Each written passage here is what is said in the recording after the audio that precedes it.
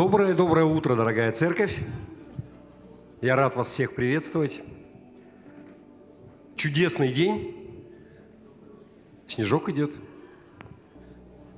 Давайте мы поднимемся на наши ноги. Благословим день сегодняшний, благословим это собрание, помолимся.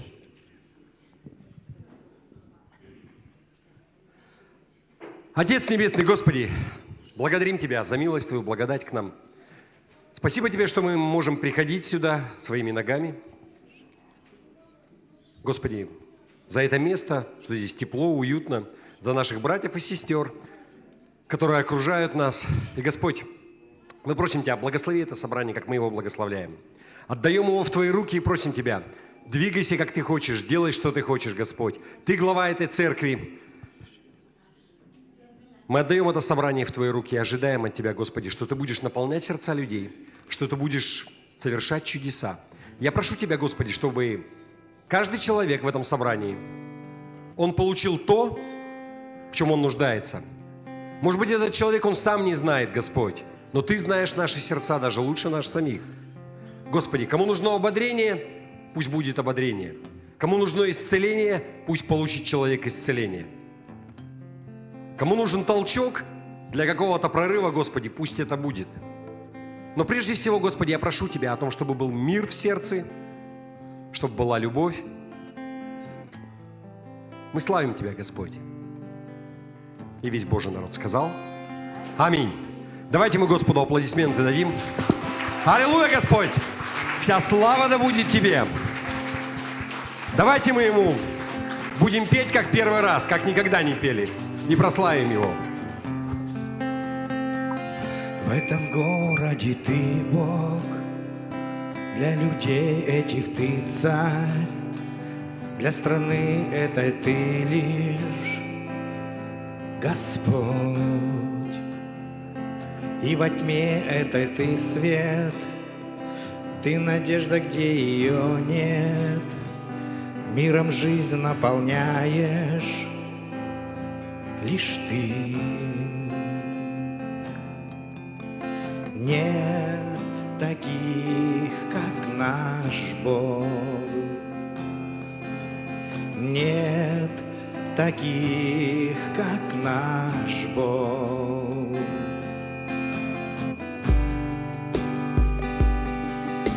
Грядет пора больших чудес, Господь прольет с небес благодать в этот город.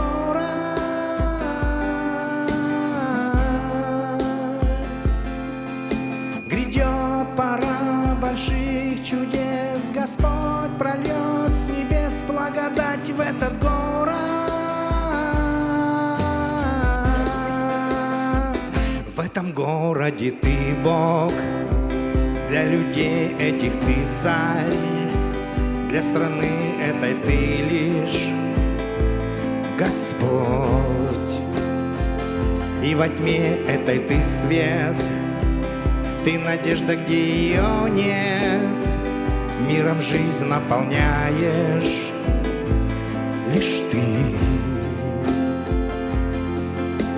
Нет таких, как наш Бог. Нет таких, как наш Бог.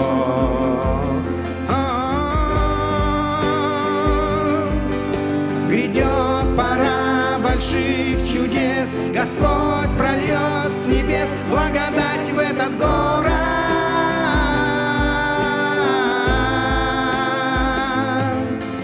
Грядет пора больших чудес, Господь прольет с небес благодать в этот город.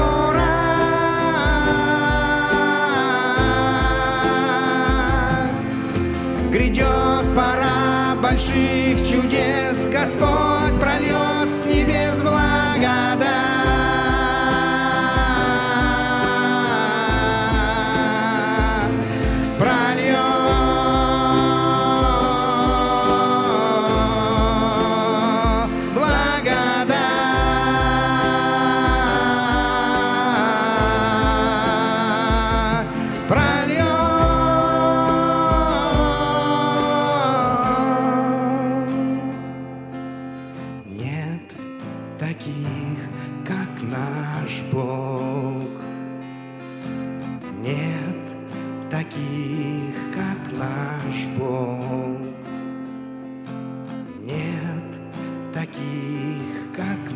наш Бог.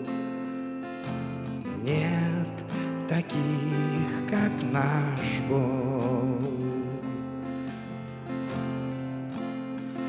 В этом городе ты Бог, для людей этих ты царь, для страны этой ты лишь Господь.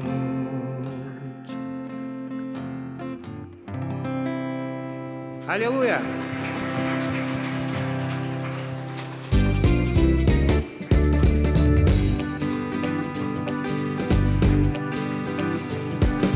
Радуемся пред Тобой, Отец, Сын и Дух Святой, Бог великий, Бог благой, Отец, Сын и Дух Святой. Радуемся пред Тобой, Отец, Сын и Дух Святой, Бог великий, Бог благой, Отец, Сын и Дух Святой. Были грешны, были слепы, были в рубище одеты, были в рабстве сатаны, а теперь свободны мы.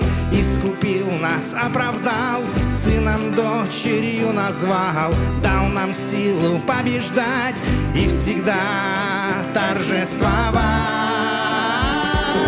Радуемся пред Тобой, Отец, Сын и Дух Святой, Бог великий, Бог благой, Отец, Сын и Дух Святой. Радуемся пред Тобой, Отец, Сын и Дух Святой, Бог великий, Бог благой, Отец, Сын и Дух Святой.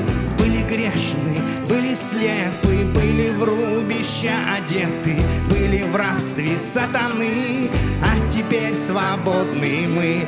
Искупил нас, оправдал, сыном, дочерью назвал, дал нам силу побеждать и всегда торжествовать. Радуемся пред Тобой, Отец, Сын и Дух Святой, Бог великий, Бог благой, Отец, Сын и Дух Святой. Радуемся пред Тобой, Отец, Сын и Дух Святой, Бог великий, Бог благой, Отец, Сын и Дух Святой. Были грешны, были слепы, были в рубище одеты, были в рабстве сатаны, а теперь свободны мы. Искупил нас, оправдал, сыном, дочерью назвал, дал нам силу побеждать и всегда торжествовать. Радуемся пред Тобой, Отец, Сын и Дух Святой, Бог великий, Бог благой, Отец, Сын и Дух Святой. Весь хвалы Тебе поем, честь и славу воздаем. Бог великий, Бог благой, Отец, Сын и Дух Святой. Радуемся пред Тобой, Отец, Сын и Дух Святой, Бог великий, Бог благой, Отец, Сын и Дух Святой. Аллилуйя!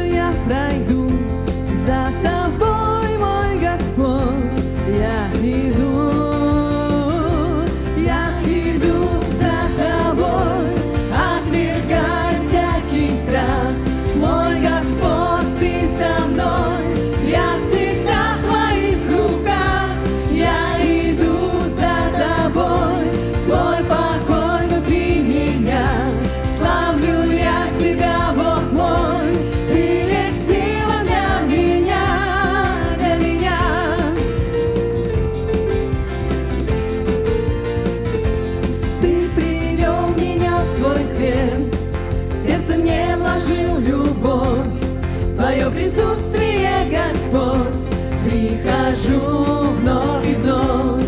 Хочу познать Тебя, Бог мой, Ты стал навек моей судьбой. Каждый день я иду за Тобой. Я иду за Тобой, отвергая всякий страх. Мой Господь, Ты со мной, я всегда в Твоих руках. Я иду за Тобой, Твой покой внутри меня. Славлю я Тебя, Бог мой, Ты есть сила для меня, для меня.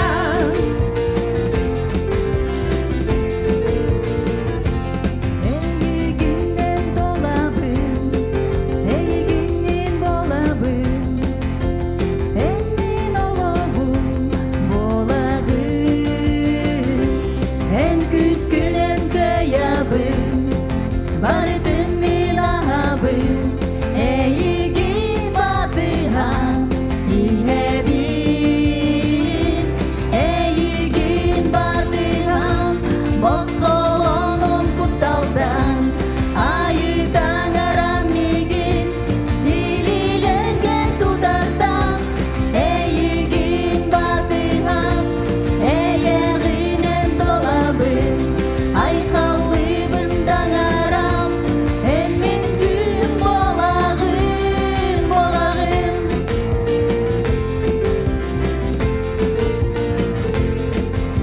Иду я за Тобой, иду я за Тобой, иду я за Тобой, за Тобой.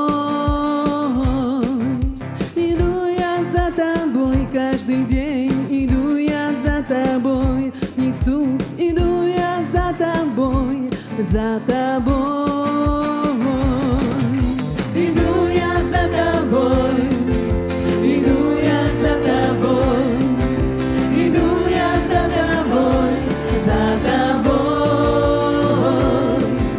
Иду я за Тобой каждый день, иду я за Тобой, Иисус, иду я за Тобой, за Тобой.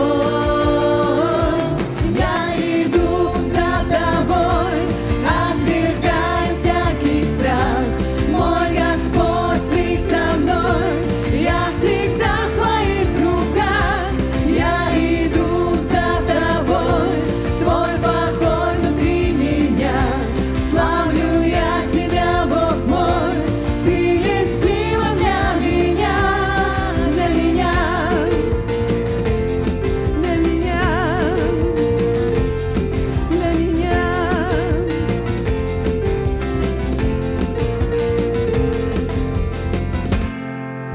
Аллилуйя! Господь, сила в каждом дне. Мы благодарим Тебя, наш Бог, что Ты с нами, и мы можем приходить к Тебе и открывать свои сердца пред Тобою.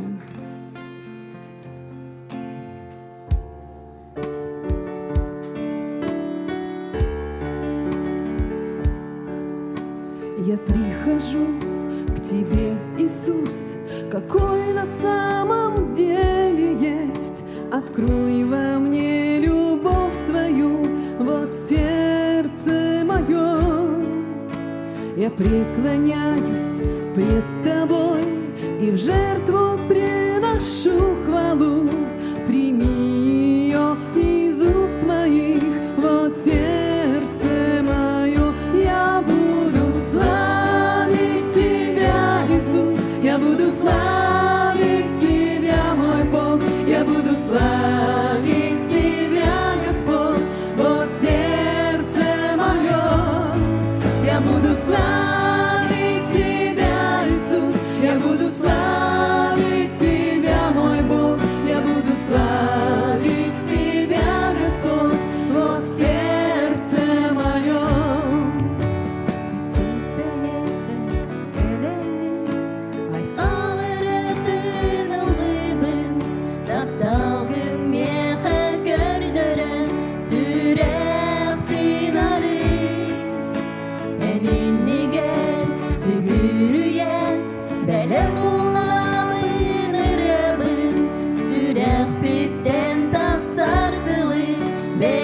Beyerli, ay kallı bir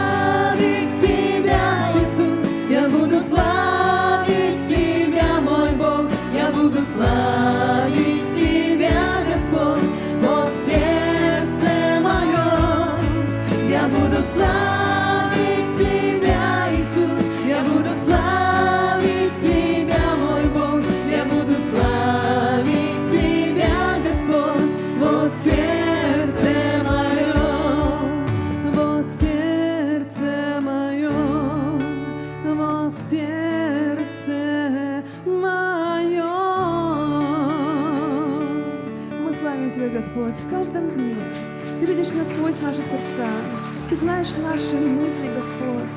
Я благодарю Тебя, Иисус, что нам нечего от Тебя скрыть, и ничего мы не можем скрыть от Тебя.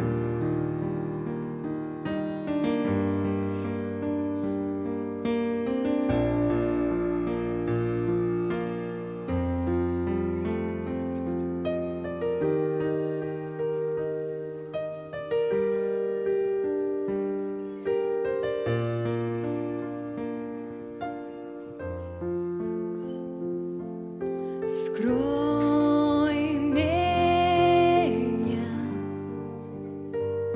своим крылом, сохрани,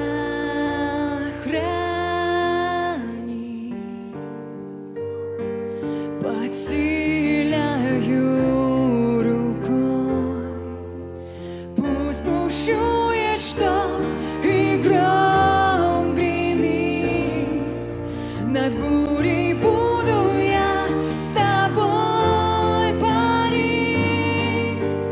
Мой Отец, Ты царь над всей землей, я не боюсь, мой Бог со мной. Найду покой в Тебе, Христос. Верю я в могущество Твое. Пусть бушует шторм и гром гремит, над бурей буду я с тобой парить. Мой Отец, Ты царь над всей землей, я не боюсь, мой Бог со мной.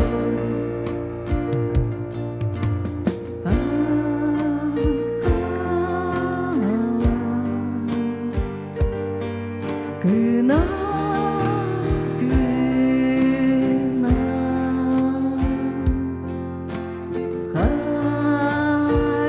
하루스타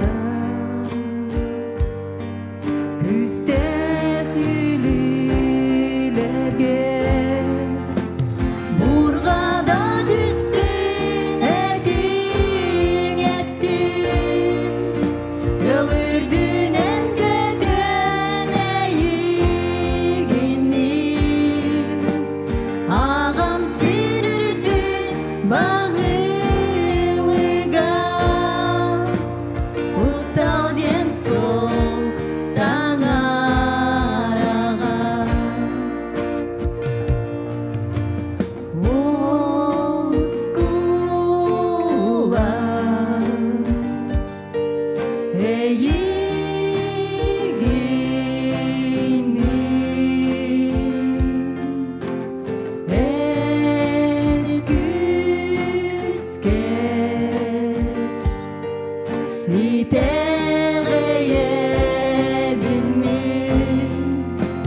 Burgada düştün edin ettin Ölürdün en ködemeyi günün Ağam sürürdün bağılıga Utal den soğuktan arağa Пусть бушует шторм и гром гремит, над бурей буду я с тобой парить. Мой Отец, Ты царь над всей землей, я не боюсь, мой Бог со мной. Пусть бушует шторм и гром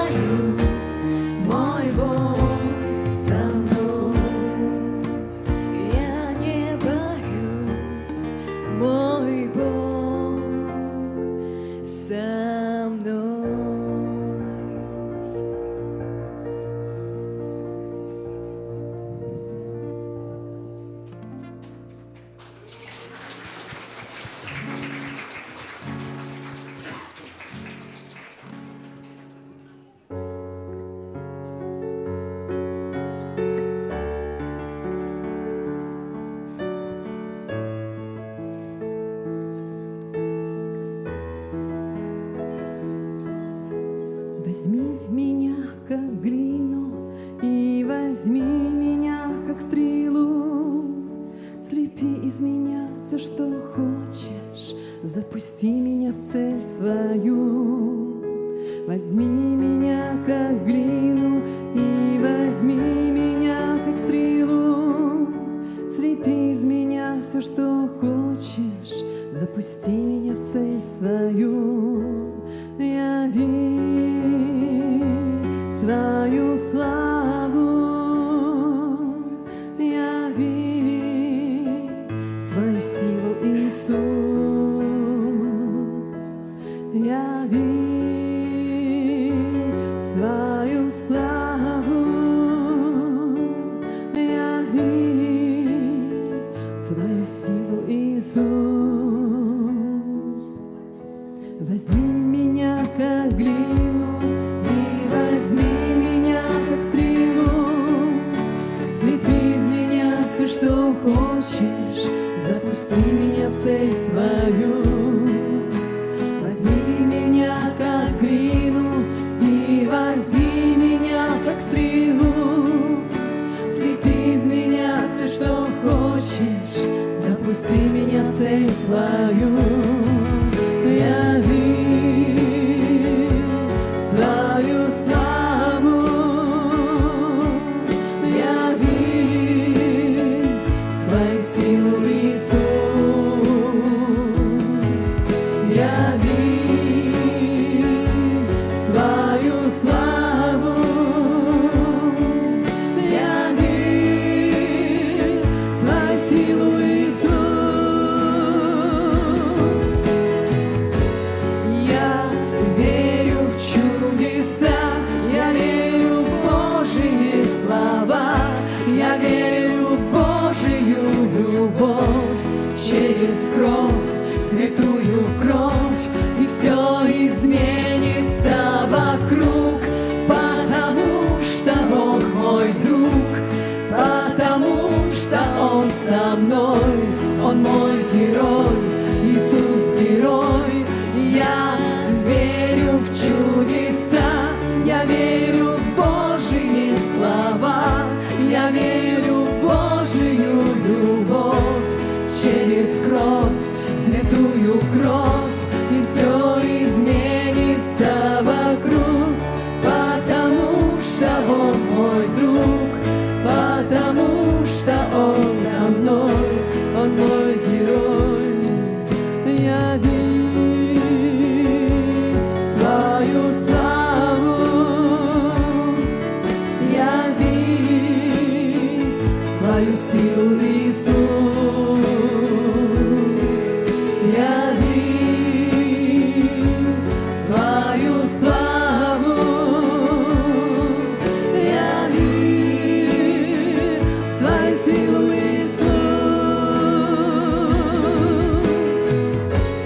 Я верю в чудеса, я верю в Божьи слова, я верю в Божию любовь через кровь, святую кровь, и все изменится вокруг, потому что Бог мой друг, потому что Он со мной, Он мой герой, Иисус герой.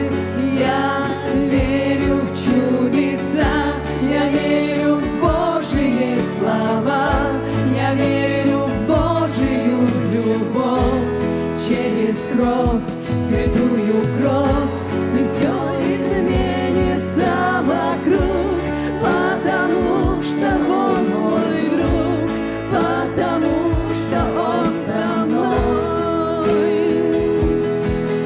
Яви свою славу, яви свою силу, Иисус.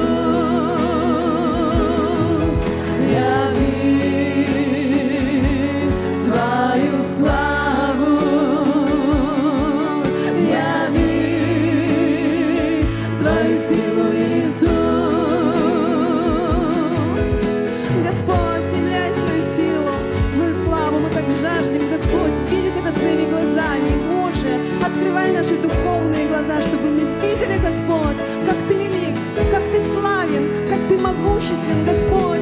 Пусть каждое сердце переживает это, Твою любовь, Твою силу, Твои чудеса, Бог мой, чтобы для каждого Ты был действительно живой, а не мертвый Бог. Иисус, я прошу Тебя об этом, Господь. Яви свою славу, яви свою силу, Иисус, яви свою славу,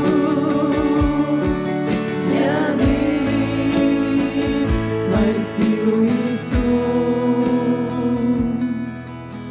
Возьми меня как глину и возьми меня как стрелу. Слепи из меня все, что хочешь, запусти меня в цель свою. Возьми меня как глину и возьми меня как стрелу. Слепи из меня все, что хочешь, запусти меня в цель свою. О, Отец Небесный, Господи, благодарим Тебя за милость Твою, благодать, Господи. И прямо сейчас, как вся церковь, Господь, мы приходим к Тебе, со всеми нашими нуждами, со всеми нашими проблемами. И мы слагаем их у Твоих ног и просим Тебя, Господь, Господи, восполни всякую нужду, которая есть в церкви у каждого человека. Господи, прежде всего мы просим Тебя за каждого болящего. Если есть у кого-то какая-то немощь, какой-то недуг, так много сейчас простуды, грипп ходит. И прямо сейчас, Господи, мы просим Тебя, исцели каждого. Я запрещаю всякой болезни именем Иисуса Христа и провозглашаю: вы здоровы, ранами Христа вы исцелены. Господи, мы просим Тебя также за всякую физическую нужду. Будь то деньги, будь то работа, устройство какое-то, может быть, детей куда-то, какие-то квартирные вопросы. Господи, усмотри все. Пожалуйста, я прошу Тебя, дай мудрость каждому, дай нужных людей, дай мудрости, как поступать, куда идти и что делать. Пусть все проблемы, они решатся, Господь. Благослови. Господи, мы просим Тебя также за все церкви в нашем городе, в нашем регионе и по всему Дальнему Востоку и по всей России, Господь. У Тебя одна церковь, много поместных общин. И мы просим у Тебя, Господи, пусть каждая община, она войдет в свое призвание, она исполняет Твою волю, Господи. Мы просим Тебя, благослови пасторов, благослови служителей в каждой церкви. Пусть у них будет мудрость, пусть они слышат голос Твой, Господь. И пусть они служат Твоему народу, служат людям, Господи. Господи, просим Тебя также за начальство, наши светские, за мэра нашего города, за главу республики, за президента нашей страны, за правительство, Господь. Страна проходит через сложный период, Господи, и несмотря ни на что, жизнь людей, она меняется к лучшему. И я прошу Тебя, Господь, благослови правительство, как мы его благословляем. Окружи их людьми, которые будут близки к Тебе, будут слышать голос Твой, будут давать правильные советы, Господь. И я прошу Тебя, Господи, благослови, чтобы жизнь людей в нашем городе, в нашей стране, она менялась и дальше к лучшему, несмотря ни на что, Господь. Во имя Иисуса. И все сказали: аминь. Еще раз доброе утро. Я рад вас всех приветствовать. Давайте мы еще раз. Он достоин большей славы. Слава Богу за все. Аллилуйя. Не садитесь, пожалуйста, сразу. Вы знаете, у нас уже прям такая добрая традиция. Я так давно вас всех не видел. Вчера, позавчера было чуть-чуть меньше людей, так скажем. Поэтому давайте мы поприветствуем друг друга. Если вы видите человека, которого вы не видели давно, вы видите первый раз, подойдите к кому-нибудь и скажите что-нибудь приятное. Благословите этого человека. Скажите, как хорошо он выглядит. Пусть он будет здоров. Буквально пару минут давайте на это возьмем.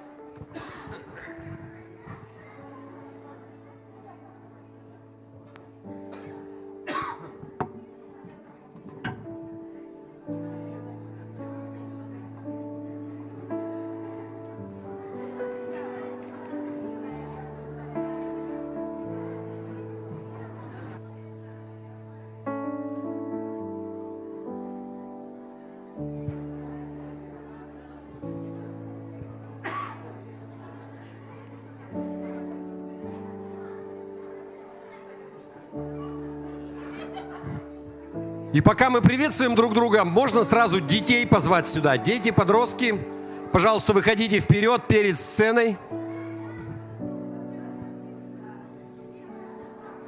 Вы знаете, что добрая традиция у нас на каждом собрании. Мы благословляем детей, мы молимся за них.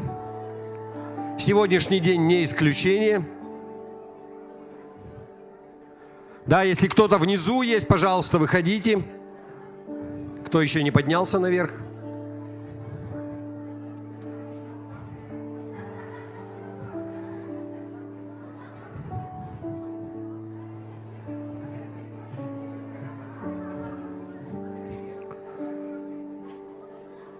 Все, дорогие, слава Богу. Давайте возвращаться на свои места. И давайте мы помолимся за детей, благословим их. И вы знаете, что кто был вчера, позавчера, у нас есть гость, пастор Риши Марвах, пастор Церковь Божья из города Одинцово. Он отец 3 детей, что уже хорошо. И я хочу его попросить, чтобы он нас повел в этой молитве. Давайте мы с ним соединимся и благословим детей. Аллилуйя. Отец, дети, сюда смотрим. Тихо. А то зацелуем. Отец, мы благодарим Тебя за наших детей. Мы благословляем их Твоим отцовским благословением, Боже. Спасибо Тебе. Каждый из них дар в нашу жизнь. Спасибо, что Ты благословил нас такими замечательными детьми. Отец, и мы молимся о Твоей сверхъестественной мудрости на них, святости, праведности, мире, радости в Духе Святом. Мы молимся, Господь, о Твоей защите и ограде в крови Иисуса Христа и в ангелах. Отец, и мы молимся, чтобы каждый из наших детей вошел в то призвание, которое у Тебя есть на его жизнь от Бога. Во имя Иисуса. Мы молимся за то, чтобы наши дети знали, что мы их сильно любим, и Бог их сильно любит. И пускай всякая печать недостатка на их жизни рухнет во имя Иисуса Христа. А печать Твоего отцовского благоволения и благословения пусть будет высвобождена в каждую сферу во имя Иисуса. И весь народ Божий да скажет аминь. И весь народ воскликнет аллилуйя!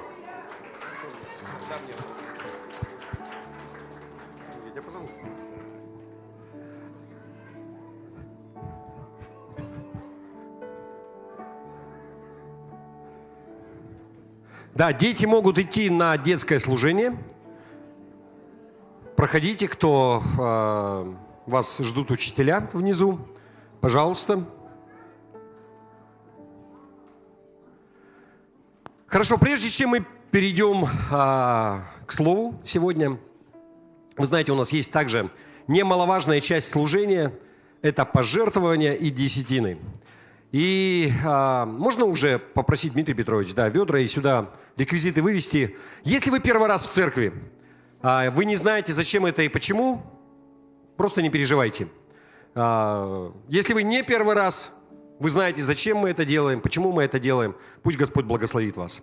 Вы знаете, что церковь, она существует на наши деньги, на твои, на мои. То, что мы даем, на то мы и живем.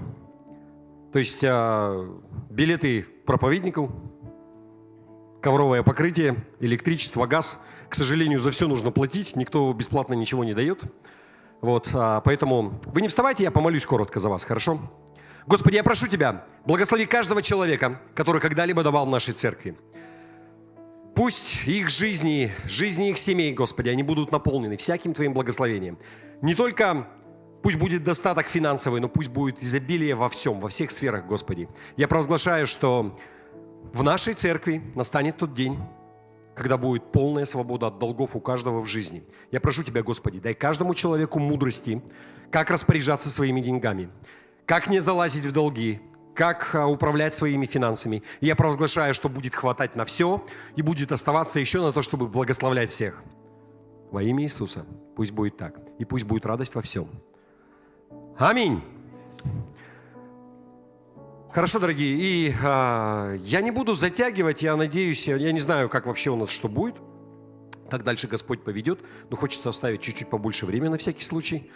мало ли, чтобы вы все-таки вовремя могли уйти. Давайте мы поприветствуем еще раз нашего гостя. Первый раз в Якутии. Пастор Риши Марвах. Церковь Божия, город Одинцово. Спасибо, пастор Алексей. Аллилуйя. Доброго времени суток. У меня такой джетлаг, такой чик у меня выключается иногда. Аллилуйя. Давайте я еще раз представлюсь, кого не было в субботу. И не то, чтобы я вас осуждаю за это. Аллилуйя. Мне 49 лет, я отец 3 детей. 25 лет, наверное, где-то я в церкви, 24, может быть, года. И 15 лет я служу пастором, служил в Ногинске, это такой город под Москвой. 10 лет передал церковь, начал другую церковь в городе Одинцово, это пригород Москвы. Сейчас служу там уже. Вот в феврале будем праздновать 6 лет церкви. Муж одной жены, слава Богу, потому что вы же знаете, сколько жен, столько и тещей. И я рад служить с вами. У меня очень хорошая теща. Бог меня благословил сильно. Аллилуйя, церковь. Ну, у нас было хорошее время. Мы с вами говорили эти дни о том, чтобы жить в полноте Христа, нам нужно иметь прощение. Это я просто для тех, кто не был. Мы говорили о том, что отношения – это ответственность наша с вами. Аминь, да? То есть отношения, мы говорили о том, что в школе нас учат «жиши, пиши» с буквой «и», «дважды два» – 4, но нас почему-то не учат, что, выходя в жизнь, что отношения, это, что их надо строить. И мы говорили о том, что отношения чего-то стоят для нас, времени, иногда денег.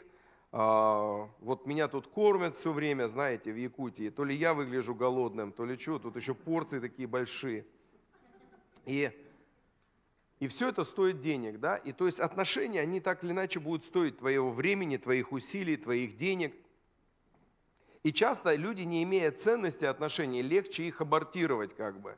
Можно приходить в церковь по воскресеньям, я это называю всплывать подводной лодкой. Знаешь, закачать кислород зашел, побыл, на 5 минут попозже пришел, чтобы ни с кем не здороваться, на 5 минут пораньше ушел, чтобы ни с кем не прощаться. И вроде ты такой верующий. Но истина в том, что Иисус умер за отношения. Аминь. Вы знаете, что Иисус умер для того, чтобы иметь вообще, и создал нас с тобой ради отношений. Он не создал нас ради того, чтобы сидеть на небе с линейкой и бить тебя по голове, когда ты ошибаешься. Ну, некоторые же так Бога представляют. Да? А он это сделал для того, чтобы любить тебя. Если ты вспомнишь, как в Эдемском саду, помните, когда Адам и с Евой согрешили, он пришел, и он говорит: где ты, где ты? Как будто он не знает, он же Бог. Он дает возможность Адаму выйти, и он говорит: так я там что-то прикрылся там. Но и ему стыдно, у него глаза открылись, он стал видеть добро и зло. Но знаете, что интересно? Первое, что делает Бог, он его одевает. То есть Бог, он всегда заботится о нас. Помните, когда одно из первых посещений Христа к ученикам, и он не начал умствовать. Помните, они рыбу ловили, утро, они идут к берегу, смотрят, Иисус на берегу. И он не стал им говорить: дети мои, подойдите ко мне. Там. Помните, что он делал? Еду им готовил. То есть Бог, он очень практичный Бог, он хочет заботиться о нас. И сегодня я хочу перейти к тому, что нам важно взять то, что нам Бог дал до конца. Потому что, помните, Отец посмотрел, Ветхий Завет нас не исправил, он только был где-то водитель ко Христу, он определил, что такое грех. Ну, как, знаете, в старом советском фильме «Сюда не ходи, снег на башка упадет». И он определил вот этот грех, но справиться мы не смогли, лучше от этого мы не стали. И тогда он дал и Христа, Иисус умер за нас, но Христос посмотрел на нас, и, видимо, веры у него в нас не хватило. И он говорит: попрошу Отца, еще и Духа Святого вам даст. И знаете, в современной церкви я вижу, что, я помню собрание раньше, 20 лет назад. собрания, когда люди просто лежали на полу. Моя тетя, через которую я покаялся, она всегда лежала в церкви в проходе. Такая она крупная женщина. И даже пастор всегда говорил: я знаю, когда придет пробуждение, Наталья Ивановна опять будет в проходе. Но потом пришло какое-то время, и мы церкви росли, и вдруг мы стали такие, знаете, как бы Бога стали, Его проявление, Его силу, Его могущество, Его помазание. Из-за каких-то телепередач, когда что-то про нас говорили, еще что-то, мы стали вытеснять из церкви. То есть, это неудобно, надо вести себя прилично. Но слушайте, но Писание говорит, что Дух, Он ходит как хочет, и двигается Он как хочет. Аминь. И вопрос в том, что Он хочет приходить в твою жизнь. Он и так в тебе. Но Он хочет проявляться, но Он ожидает, что ты этого будешь жаждать. Если у тебя проявление Божье это только на уровне мурашек, то иногда это вопрос гигиены. Ну, мы же приходим в церковь, о, какая песня, Олег сегодня хорошо поет в духе, мурашки пошли, о, и ты такой думаешь, все, это прям круто, да? Но на самом деле Бог может что-то большее делать. Но для этого у нас должна быть жажда. Помните, есть место Писания, когда Он говорит: кто жаждет пить, приходи ко мне и пей. Приходи, глагол, понимаешь? У нас иногда такое странное понимание, что Бог сам что-то должен сделать, а я так и быть Ему разрешаю. А Он говорит: не, ты должен, я уже все сделал на кресте. Я уже заплатил за тебя сыном, я дал тебе дар Духа Святого, и я теперь ожидаю, что ты придешь. Аминь? Приходи ко мне и пей. Ты должен жаждать быть не правильным, а помазанным. Это разные иногда вещи. Ты можешь очень странно выглядеть. Аллилуйя. Аминь, да? Вы когда-нибудь видели такое? Помните, кто был в пятницу, одна сестра уйти не могла, потому что ноги подкашивались. Дух Святой сошел на нее. Она говорит: пастор, как идти-то домой? Я говорю: как-то. Аллилуйя. Ну, дошла. Аллилуйя. И смотрите, 2 Коринфянам 3 глава 16 по 18 стих. Но когда человек обращается к Господу, покрывало снимается. Господь – это Дух, и всюду, где обитает Дух Господа, там свобода. И мы все с открытыми лицами видим, как в зеркале, сияние славы Господа, и изменяемся, становясь все большими, похожими на Него. Его слава в нас все возрастает, ведь она исходит от самого Господа, а Он есть Дух. Видите, когда мы обращаемся к Господу: Господь, я хочу чего-то большего. Я устал быть правильным, я хочу быть сильно помазанным, я хочу быть пьяным в Духе Святом. Помните, есть место Писания, которое говорит: не упивайся вином, но исполняйся Духом. И такое странное в одной фразе, такое странное: упиваться вином, вроде то, что мы не приветствуем, и исполняться Духом. Но суть в том, что это бывает очень похоже. Вот в пятницу, если бы вы были, вы бы видели сестру, и вы подумали, что она напилась. Ну, тут и не одна она была. Аллилуйя. И то есть Господь есть Дух, и Он хочет, чтобы мы с Ним вошли в эту коммуникацию. Он хочет, чтобы мы перестали контролировать. Знаете, в чем одна из наших проблем? Мы все контролируем. Мы говорим: да, Господь, мы доверяем Тебе, а реально мы не доверяем Ему. Мы знаешь, когда доверяем? Когда котлета денег в кармане, такие: слава Господу, я живу в доверии, потому что котлета в кармане. А когда нету денег, такая что-то нервные мы какие-то становимся. Вы замечали? Что-то глаз подергивается, вера куда-то уходит. А суть в том, что Бог, Он всегда рядом с тобой. Писание говорит, что Он в тебе, на тебе и вокруг тебя. Аминь? Аллилуйя. И я просто хочу, чтобы у вас пришла жажда вот эта. Ефесянам 5 глава 18 стих. Не напивайтесь вином, это ведет к распутству, но лучше исполняйтесь Духом. 2 Коринфянам 3:18. Мы же все с открытым лицом, как в зеркале, взирая на славу Господню, преображаемся в тот же образ от славы в славу, как от Господня Духа. Аллилуйя. То есть, глядя, как Бог действует, изучая Его, понимаете, происходит наша трансформация. Мы становимся другие. Знаете, 20 лет назад, больше 20 лет назад, я 3 слов не мог без мата связать. Представьте, я уже сейчас 5 минут вещаю, ни разу не матернулся. Понимаете? И курил я 2 пачки в день. И все время выпивал что-нибудь, когда что-нибудь попадало под руку.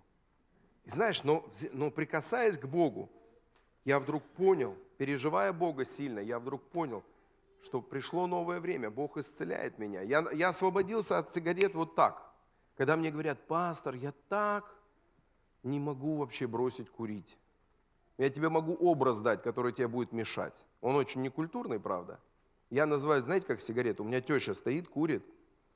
Я говорю: мама, это же писька дьявола. На тьфу, ты все испортил мне.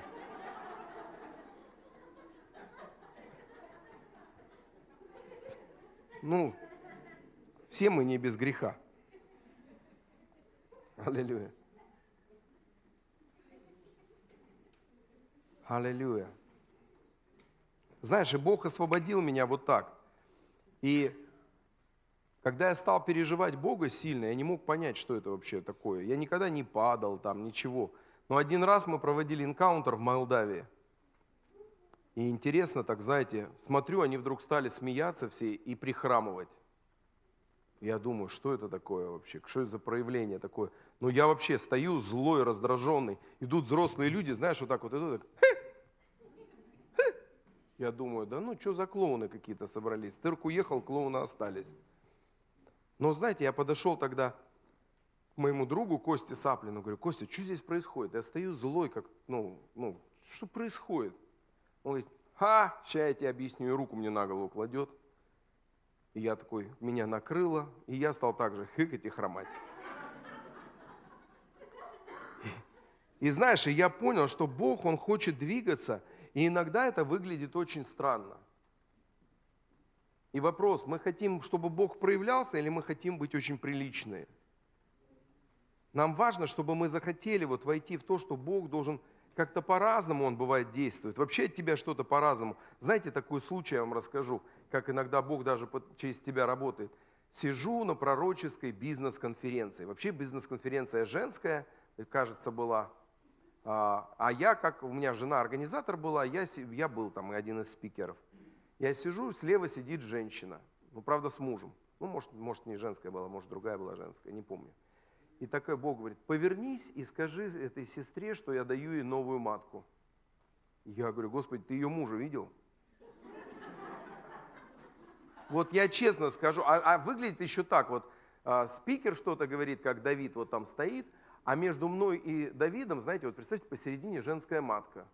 А я просто медбрат, и я понимаю, что я вижу. И я думаю: Господи, почему я смотрю на мужика, вижу женскую матку, мне это зачем вообще? А он говорит: повернись, скажи сестре. Знаешь, мне так страшно стало вообще, потому что там муж ее такой в наколках, явно из бывших. Я такой думаю, на переменке ее раз, смотрю, она из-за угла, я ее раз в сторону. И только я собираюсь сказать, и муж выходит. Я говорю: да ладно, вы же будут бить, если... Я говорю: сестра, вы извините, пожалуйста, но Бог говорит о том, что Он дает вам новую матку. Она такая: да! Я беру это, мне это так надо. Я думаю: Господи, бить не будут. И знаешь, это оказывается, у нее что-то произошло в жизни, и ей что-то там порезали. Аллилуйя. И потом я там стал пророчествовать им за миссию. Она тоже говорит, я говорю: вижу вот это, вот это. Вот. Я тебе говорила, Бог нас посылает там куда-то, в Карачаево-Черкесию или еще куда-то. То, что вы описываете, это как раз те места. И интересно, что Бог, Он иногда двигается, но знаешь, вот, мне неприятно это, знаешь, вот сообщать женщине вот, какие-то такие вещи. Но знаешь, вот это послушание, которое Бог дает, вот это послушание, оно так тебя смиряет. Один раз стою в Макдональдсе, знаешь, и стоит мужчина, и матом ругается. Мне неприятно вообще, сил нет. И он еще с маленьким ребенком. И он прям вот матом, знаешь, Макдональдс. Я стою уже, мне уже дурно вообще. А Бог мне говорит: повернись, скажи ему, что я его люблю. Я говорю: нет, я вообще не хочу с ним разговаривать вообще. И Бог прям конкретно начинает говорить: повернись и скажи ему, что я его люблю. Короче, я не буду. И пока я там уже согласился, он ушел. Я говорю: вот он ушел. Видишь, я уже готов, выхожу к парковке, и кто около моей машины стоит? Этот мужчина стоит с ребенком. Я думаю: да нет, так не бывает, короче.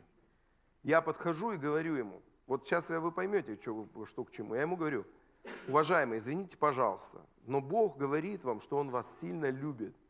И я вообще весь сжался, потому что я не знал его реакцию. И он такой: да? А откуда ты это знаешь? Я говорю: Бог мне сказал об этом. И он говорит: спасибо тебе большое, он расцвел. И знаете, что оказалось? Бог мне потом говорит: этот человек вел сына в последний раз в Макдональдс и собирался закончить жизнь самоубийством. Понимаешь, мы иногда видим такие вещи, вот, ну, как бы, что человек матерится, и мы такие, знаете, мы же уже не материмся. Фу. А истина в том, что человек стоял на грани вообще кризиса такого в своей жизни, между жизнью и смертью. И то, что ты высвободил какое-то вот движение в его жизнь духа, просто принесло ему жизнь. И жизнь человека изменилась. Аминь? Аллилуйя. Аллилуйя. Разрешите Духу Святому двигаться в вашей жизни. Разрешите. Пускай это выглядит странно, пускай это выглядит, пускай вас подумают, что вы глупый, ничего страшного. Аллилуйя. Главное, что Бог о вас думал, что вы нормальный. Аллилуйя. Смотрите, Луки 11 глава 13 стих. «Ну так, если вы, будучи злы, умеете даяния благие давать детям вашим, тем более Отец Небесный даст Духа Святого просящим у Него». То есть нам важно просить у Отца еще больше Духа в нашу жизнь. Аминь. Видите, это 49 лет. То есть нам важно просить у Отца Духа Святого. Господи, мы хотим больше. Мы хотим, чтобы Ты рушил все представления. Аминь. Сегодня Олег играл песни такие, достаточно древние гимны. Но я, знаешь как, я такое помазание пережил, которое давно на современных не переживал песнях. Потому что, знаете, мне так нравится, у старых песен тексты правильные. Они все о Христе. Они правильно сосложенные, тексты понятные. Сейчас иногда поют что-то, и вообще не поймешь, что поют. То ли себя славят, то ли Господа, там не поймешь. Аллилуйя. Бог хочет двигаться, дорогие. И вы завоюете этот город только чудесами. Аллилуйя. Только чудесами. Я могу много о чудесах рассказывать. Знаете, одна женщина ко мне пришла, говорит: не могу родить. Я помолился за нее. Ну, она, знаете, как женщина, немощный сосуд. Забыла ей сообщить, что не могу родить, это надо новую матку. У меня что-то с матками регулярно что-то происходит. И знаете, что интересно? Я помолился за нее, я ничего не знал, что с ней происходит. И потом мне рассказывают уже родственники. Она приходит к врачу беременная и говорит: кому-то сегодня нужны исцеления, раз меня в эту сторону вообще поднесло. И она говорит: я беременна. Врач говорит: закрой дверь, это невозможно. Я знаю, что одну трубу тебе отрезала, вторую перевязала. Она говорит: вы не понимаете, я беременна уже месяц. Она ведет ее на УЗИ, смотрит. Я, говорит, ничего не понимаю, у тебя матка новая. Бог силен двигаться через вас, потому что вы есть руки Бога на этой земле. Когда мы что-то ожидаем, Писание говорит: ты воскладываешь руки и провозглашаешь исцеление, а Бог приходит и исцеляет этого человека. Аминь. Аллилуйя. У тебя руки Бога для какого-то человека в этой жизни. Аллилуйя. Бог хочет двигаться на этой земле, но если не будет силы Божьей, вчера одна сестра освободилась на служении, если не будет силы Божьей, то церковь превратится просто в хороший коучинг. Но поймите, в мире коучинги намного круче, чем в церкви. Когда церковь пытается косить под коучинг, я хочу сказать, в мире это намного другого уровня. Но то, что чудеса, это наша тема. Но для этого мы должны хотеть, чтобы Бог проявлялся в любом месте, как Он хочет. Аминь? Аллилуйя. Вы извините за мой такой серьезный, может, голос, это просто он сел. То вы думаете, что он так серьезно проповедует. Аллилуйя. У меня просто акклиматизация. Смотрите, и в нем вы, услышав слово истины, благословения вашего спасения, и уверовав в него, запечатлены обетованным Святым Духом. Вы запечатлены, Дух Святой в вас. Вы личности Духа Святого. Дух Святой хочет двигаться через вас. Он через вас хочет двигаться. Не только через какого-то проповедника, откуда-то приехавшего. Я уеду, но в этом городе вы останетесь, через руки которого И через то помазание, которое есть на вас, Бог хочет изливаться на этот город. Аминь. Вам не надо ждать воскресенья, только пастор Алексей помолится или еще кто-то из пасторов. Вам надо понимать, что Дух Святой хочет двигаться через вас. Вы человек чудес. Куда вы идете, туда идет Бог вместе с вами. Потому что Он внутри вас. Библия об этом говорит. Аминь. И нам надо перестать жить, что Вася Помидоров за меня помолится. Или он помолится за мою маму. Бери и молись сам. Потому что твои руки, когда ты воскладываешь на человека, они становятся руками Бога. Аминь.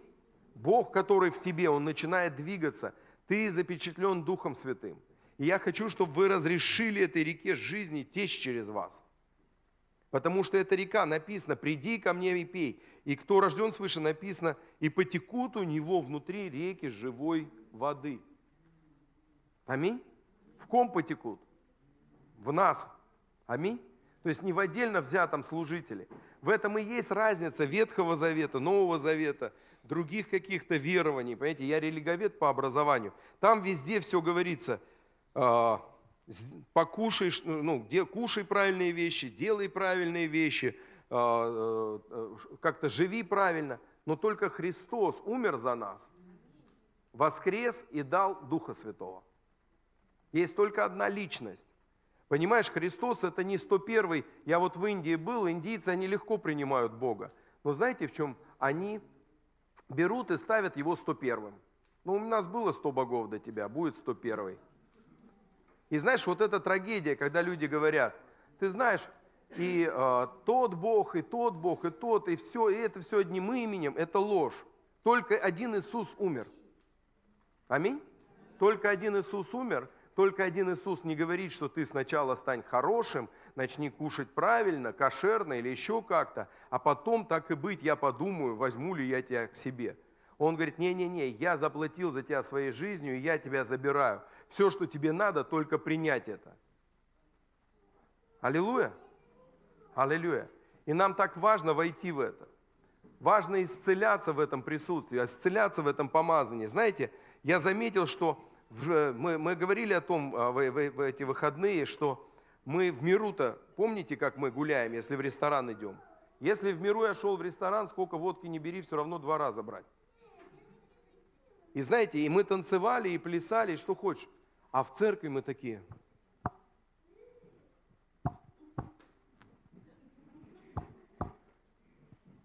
Мне хочется сказать, ты себя видел в ресторане когда-нибудь? Эгегей! А перед Богом эгегей никак? То есть перед дьяволом мы танцевали, прям хоть на стол залезали. Перед Богом мы такие правильные. Знаете, нам нужно исцеление наших эмоций. Какого-то вот этого представления. Нам нужна свобода. Где Дух Господень, там свобода. Мне так нравится, рядом со мной сейчас стоял сын Олега, и он пел. И знаешь, вот это и есть то, что говорит, будьте как дети. Он не пел так прилично.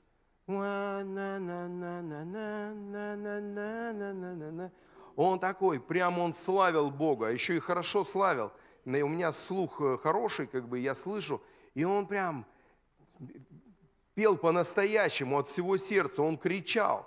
Знаете, взрослые, иногда надо смотреть на детей и учиться у них. Мы должны славить, как они. Потому что вот так и получается, помазание приходит, когда ты свое сердце открываешь. Движение Бога – это когда мы сердце открываем. Движение Бога, когда мы больше ходим перед Ним, чем перед друг другом. Аминь? Аллилуйя. И Бог хочет, чтобы мы перед Ним ходили, а не перед друг другом. Аллилуйя. Мне хочется, чтобы вы вот в это вошли. Чтобы Дух Святой, Он двигался. Знаете, я когда гуляю с женой, все время бесы проявляются. Она говорит, с тобой так весело. У тебя, говорит, всегда так? Я говорю, у меня всегда. Я иду по улице, бесы проявляются. Я пока просто не знаю, стоит ли мне выгонять их.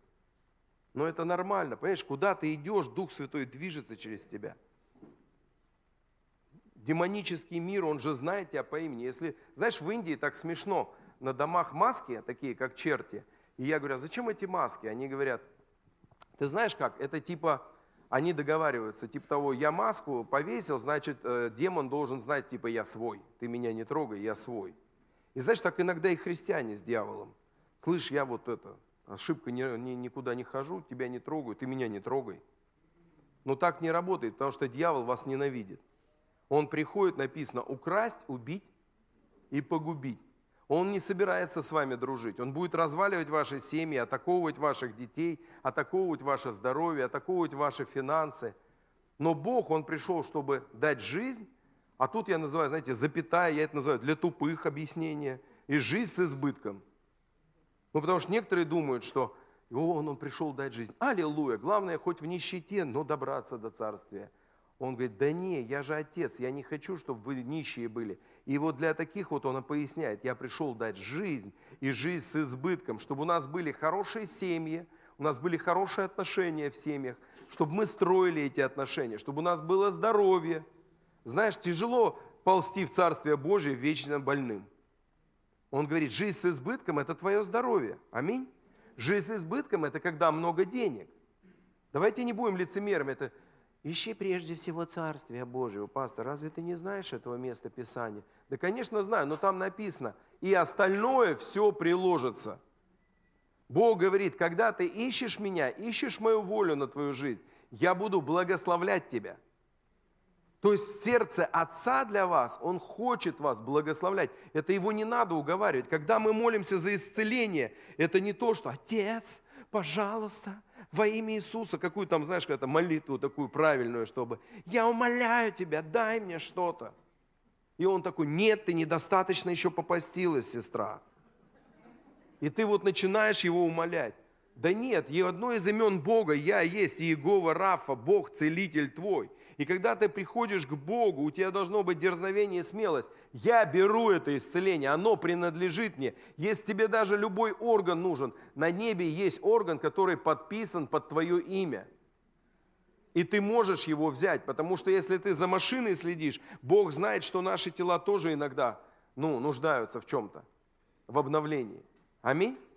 Аллилуйя. Но у тебя ты не выпрашиваешь у Бога, а ты входишь в позицию «Я любимчик Отца, я забираю то, что мне уже и так принадлежит». Аминь. Я просто хочу, чтобы у вас вот это было дерзновение в Духе Святом. Я это забираю. Знаете, я покупал дом 2 года назад, и вдруг организовался еще клиент, который платил на 2 миллиона больше. И я такой растерялся сначала, а потом я пошел в молитвенную комнату и говорю, Бог, если этот дом от Тебя для меня, и это соответствует Твоей воле, я забираю этот дом в духе и приказываю сделке разрушиться. Как вы думаете, что произошло? Сделка разрушилась, и дом я купил. Потому что, а кто-то может сказать, наверное, не воля Божья, давай отпустим, давай верить за новый. Мы ж так мыслим иногда, как рабы. Наверное, мы не домолились, не допостились, опоздали. Я просто забрал этот дом. Сейчас ремонтирую уже 2 года. Потому что надо знать, о чем ты молишься. Я не думал, что это так весело. 400 метров отремонтировать. Аллилуйя. Аллилуйя. То есть нам важно просить Духа Святого. Смотрите, Иоанна 7:37. В последний же великий день праздника стоял Иисус и возгласил, говоря, кто жаждет, иди ко мне и пей. Кто верует в меня, у того, как сказано в Писании, из чрева потекут реки воды живой. Кстати, скажите, все молятся на иных языках? Основная масса. Я скажу для тех, кто не молится, которые, может, руку не подняли. Вам важно разобраться с этим вопросом. Почему важно? Не вопрос вашего спасения, а вопрос вашего духовного роста. Если вы не имеете дара иных языков, у вас все христианство на уровне головы. То есть, я понимаю, это вот так, это вот так. Подождите, вы серьезно думаете, что вы понимаете Бога? Вы серьезно? Я 25 лет, можно сказать, во Христе, до сих пор понимаю, что я ничего не понимаю. Вы понимаете? То есть, но что дает этот дар иных языков? Вы подключаетесь к небесам, ваш дух разговаривает с Отцом, вы еще вот здесь отключаетесь от духа контроля. Знаете, почему вы не можете заговорить? Вы хотите все в жизни контролировать. Знаете, к некоторым зайдешь в семьи, там все по ниточкам передвигаются, какая-нибудь сестра такая. У меня все хорошо, пастор, все любят меня. Да нет, тебя все боятся. Это разные вещи.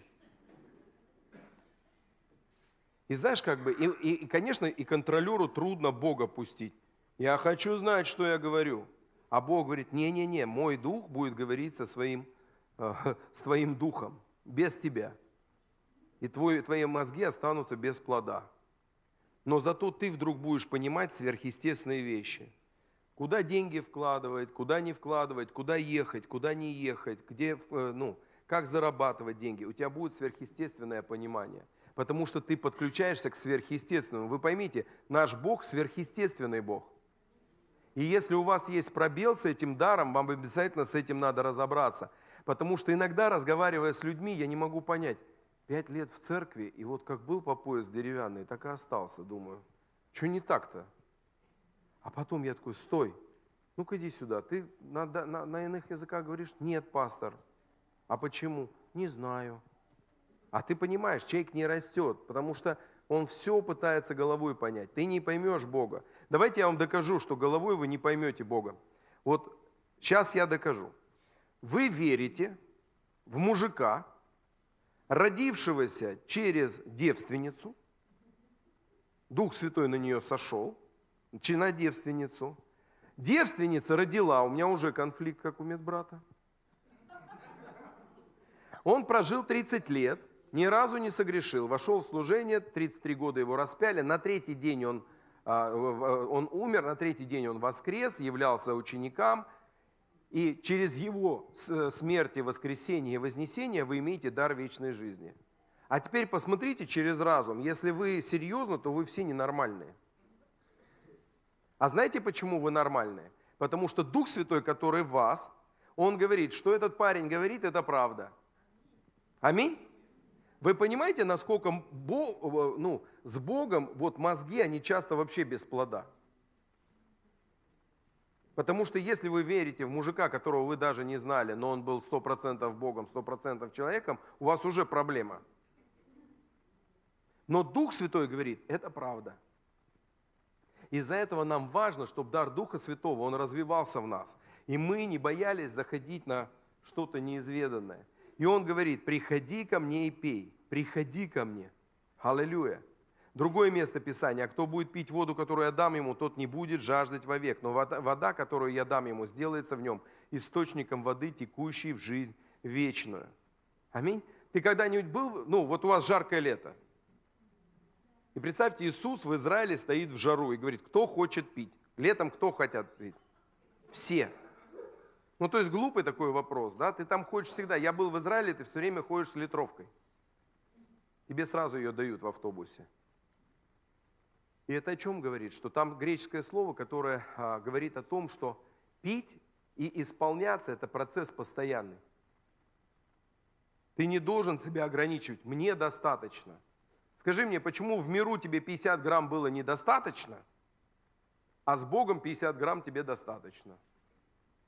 Не чувствуете такой разрыв шаблонов какой-то? То есть Бог говорит, ты не ставь меры. Помните, есть место Писания, которое говорит, ибо не мерою дает Бог Духа. Тогда кто эту меру устанавливает? Каждый из нас. О, Господь, это достаточно. Мурашки пошли, Бог здесь. Все, мне хорошо. А то, что Бог хочет исцелить тебя от чего-нибудь, освободить тебя, сойти на тебя. Я помню, на одного моего друга Дух Святой сошел. Вот я никогда не переживал, к сожалению, таких посещений именно такого порядка. У меня друг несколько часов лежал, каждые 5 минут он подлетал над полом вот так вот и говорил, Господи, не убей меня, и опять вырубался. Господи, не убей меня, опять вырубался. Я думаю, Господи, хоть бы раз бы я так повалялся бы, я бы вообще не против даже. У меня, может быть, другие посещения. Но знаете, если говорить, надо прилично. Самое интересное, этот пастор приехал ко мне с помощниками. Помощники, знаете что, бросили своего пастора, испугались и уехали. Я так смеялся. А он говорит, а я как в таком состоянии поеду-то? И моя жена или я сели за руль и везли его там до разворота, до города, где там он живет. Он по дороге протрезвел. Я говорю, ну что, сможешь за руль-то сесть? Он говорит, ну да, вроде уже могу. И он сел и поехал. Аллилуйя. Аллилуйя. Зачем вообще нам надо это? Вот зачем это надо? Наполнение, вообще Дух Святой, что это?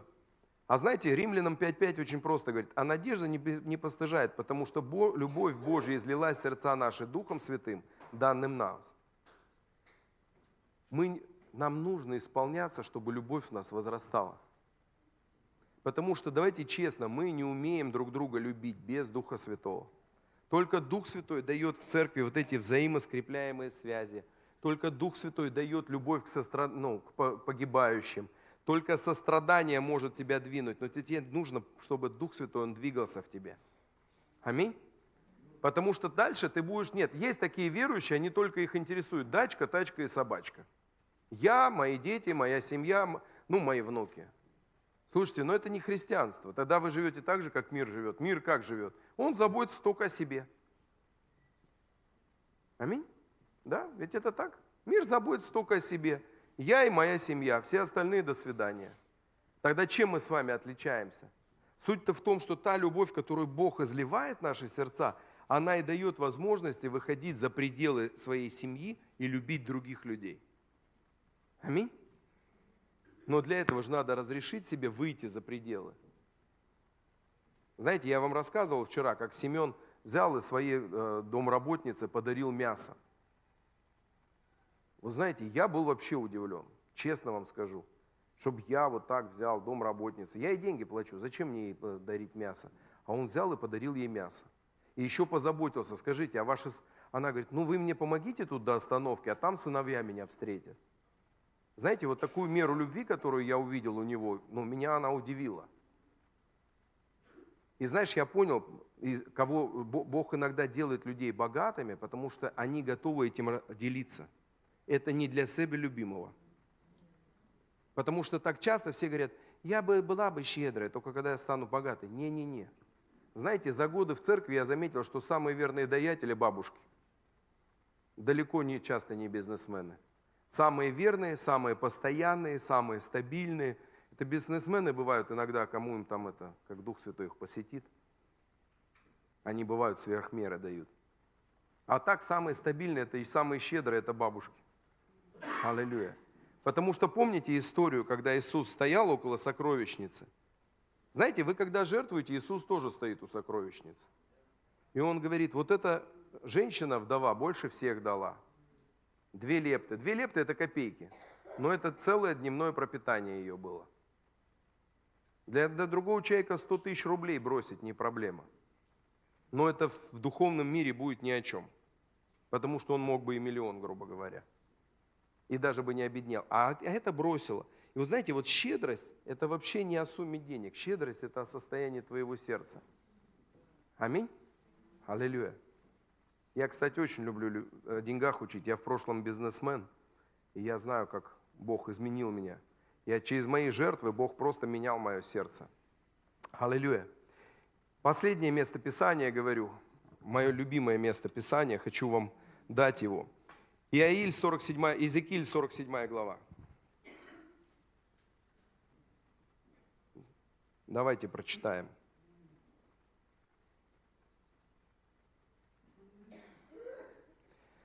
Он привел меня обратно ко входу в храм, и я видел воду, текущую из-под храмового порога к востоку. Фасад храма был обращен на восток. Вода текла из-под южной части храма, южнее жертвенника. Он вывел меня через северные ворота и провел меня снаружи к внешним воротам, что смотрят на восток, а вода текла с южной стороны. Затем муж пошел на восток с измерительной веревкой в руках и отмерил 1000 локтей, а потом перевел меня через воду, которая была мне по лодыжке. Здесь будет идти речь о том, что привел к потоку. И первое, что я хочу сказать, что вода течет из храма.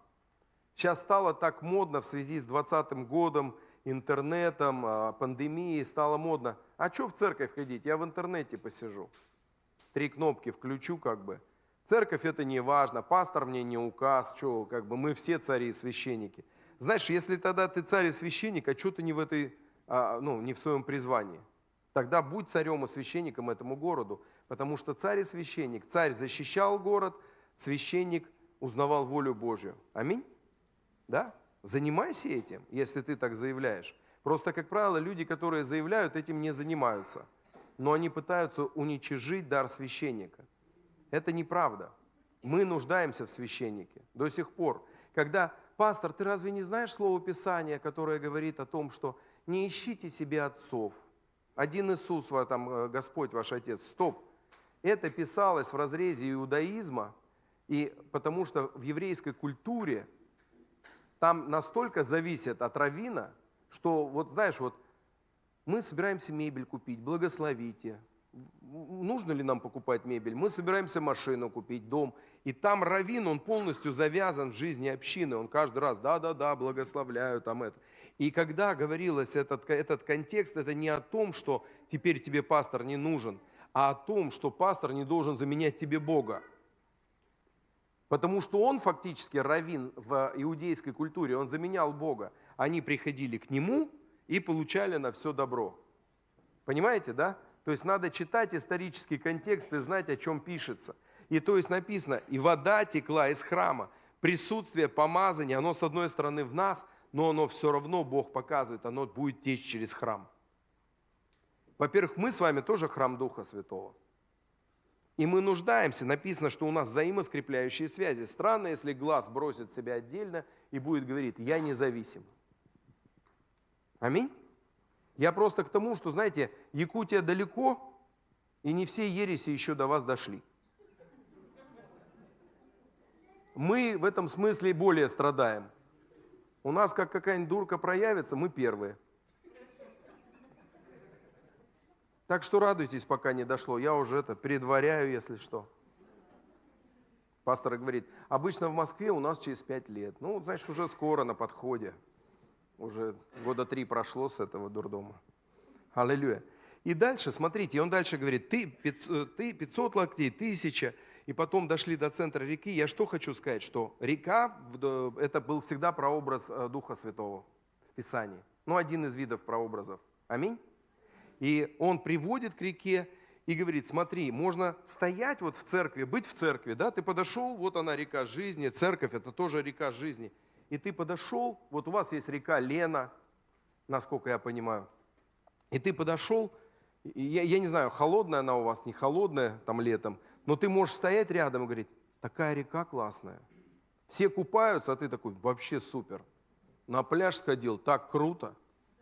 А купаться, да не хочу. Вот знаешь, так же можно и в церкви.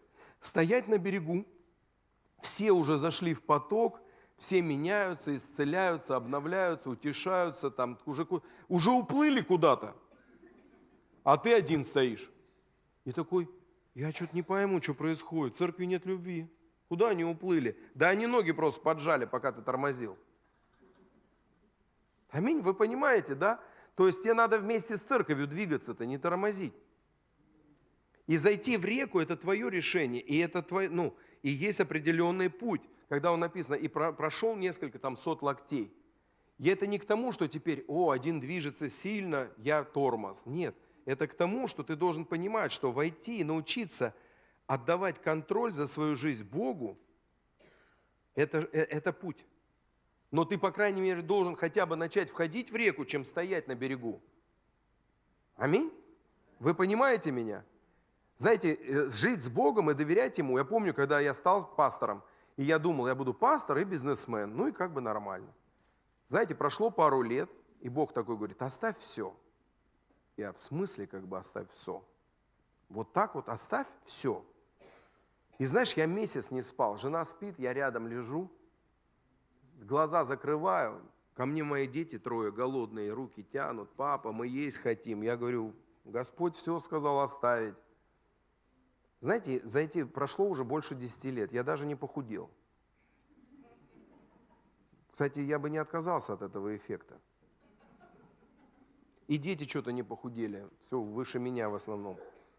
Знаешь, я хочу сказать, что вот я понял в тот момент, что доверие Богу, это на словах у нас оно хорошее, когда у тебя деньги в кармане. А когда до дела доходит, ты такой, эгегей, подожди. Но знаешь, я все-таки вошел в эту реку жизни и стал как бы шаг за шагом умирать для себя. Но знаешь что, я очень доволен результатом.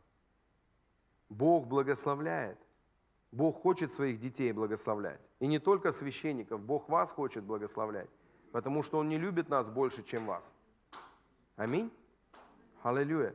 И смотри, написано, отмерив 1000 локтей, Он привел меня через воду, которая была по колено, отмерил еще 1000, Он перевел меня через воду, которая была по пояс, Он отмерил еще 1000, но это была река, в которую я не мог перейти, потому что вода поднялась так, что нужно было плыть. Река, которую не перейдешь. И я вижу, что есть здесь глубина, когда река начинает тебя нести. Один раз я попал на большой реке, у меня свело ноги, и меня несло. Но я пловец в прошлом, то есть я выплыл на руках. Но река Ока тоже, это широкая река под Москвой. И мне свело ноги, вот, и меня несла река. Я еле-еле как-то вырулил к берегу и на руках выполз. Вот, потому что сзади мама где-то плыла, я боялся, что я сейчас скажу, что мне ноги свело, она сама ко дну пойдет. И я так спокойно вылез. Но я просто, знаете, что хочу сказать, что в этом и есть, когда вот ты в реке, тебя река несет, то ты достаточно, как сказать, слабо влияешь на процесс. Ну, то есть ты можешь как-то подруливать, но ты зависишь от реки очень сильно. Это вот то, куда Бог хочет привести. Аминь? Вы понимаете, о чем я говорю? Вы просто должны понять, Бог настолько сильно любит вас, и нам надо впустить эту любовь, чтобы начать Ему доверять по-настоящему. Он реально сильно любит вас. И Он показывает этот, зашли до того, что река уже ты не можешь управлять, она тебя несет. Есть другой такой пример, когда говорят, что ты как с Богом, с Иисусом, ты как будто едешь справа в машине, ну если у тебя леворульная машина, ты едешь справа, а Иисус за рулем. И нам же это так непривычно. Знаете, когда у меня сын за рулем, я ему все время говорю, не газуй, притормози, не вставай ему взад. Ну. И он говорит, отец, ты сейчас если будешь меня дергать, садись за руль сам. Знаешь, вот мы иногда с Богом вот так вот. Не газуй, слишком хорошо живем, притормози. Что люди подумают? Аллилуйя. Аллилуйя. То есть так важно. И какие тезисы у меня есть на это слово, знаешь? Что первое, да, вода – это прообраз Духа. Второе, течет из храма. Но третье, что я хочу сказать, вообще глубину выбираешь ты. Бог говорит, я уже выбрал глубину, я так дорого за тебя заплатил, я заплатил за тебя своим сыном. И когда я смотрю на тебя и вижу, что 1 к 1 заплачено за тебя моим сыном, то это та цена, которую уже куда больше-то. Аминь. И он говорит, глубину теперь выбираешь ты взаимоотношений со мной. Хочешь всю жизнь стоять в церкви на берегу реки и говорить, такой пастор у нас, пастор Алексей, знаешь, такой помазанный, вообще огонь. Прославление, Олег жжет покрышки вообще. Зоя вообще, что творит на сцене, так поет. И вот, знаешь, ну это как бы, у тебя брызги на тебя попадают, и ты так, знаешь, стоишь в брызгах, такая помазанная церковь. Ты можешь это выбрать, и ты все равно будешь спасен. Но ты можешь зайти в воду и сказать, слушай, я хочу потихоньку учиться отдавать контроль в своей жизни. Я хочу просто научиться доверять Богу, говорить какие-то вещи, слышать голос Божий. Некоторые говорят, а что я голос Божий не слышу? А что тебе говорить? Ты же все равно слушать не будешь.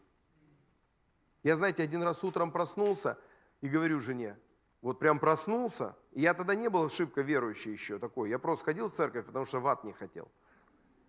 Я понял, что надо быть в церкви, чтобы в ад не пойти. И я проснулся и говорю жене, Ира, не гони, пожалуйста. Ну, вот она такая, знаете, как же, ну я вообще не гоняю, что ты мне это говоришь-то? Я говорю, Ир, я не так, я первый раз в жизни проснулся и говорю тебе, не гони. Я все поняла, вообще без проблем. Лег спать через полчаса, забери меня, я разбила машину. Приезжаю вообще и боится из машины выйти, думает, что, видимо, я ругаться буду. Я не стал с ней ругаться. Просто говорю, ты мне что, сына не угробила? 500 метров до садика не доехали. Знаешь, вот интересно, Бог тебя предупреждает, а ты такой, фу. А знаете, что интересно? На том месте, где стояла машина, за день до этого Бог позаботился, свежесрезанный столб. Оказывается, за день до нее на этом же месте грузовик вылетел также и бахнул в столб. И столб срезало. То есть, если бы это было на день раньше, она бы вообще непонятно, что с ней и с ребенком было бы. То есть Бог, Он любящий. Бог хочет говорить с вами. Бог хочет коммуницировать с вами.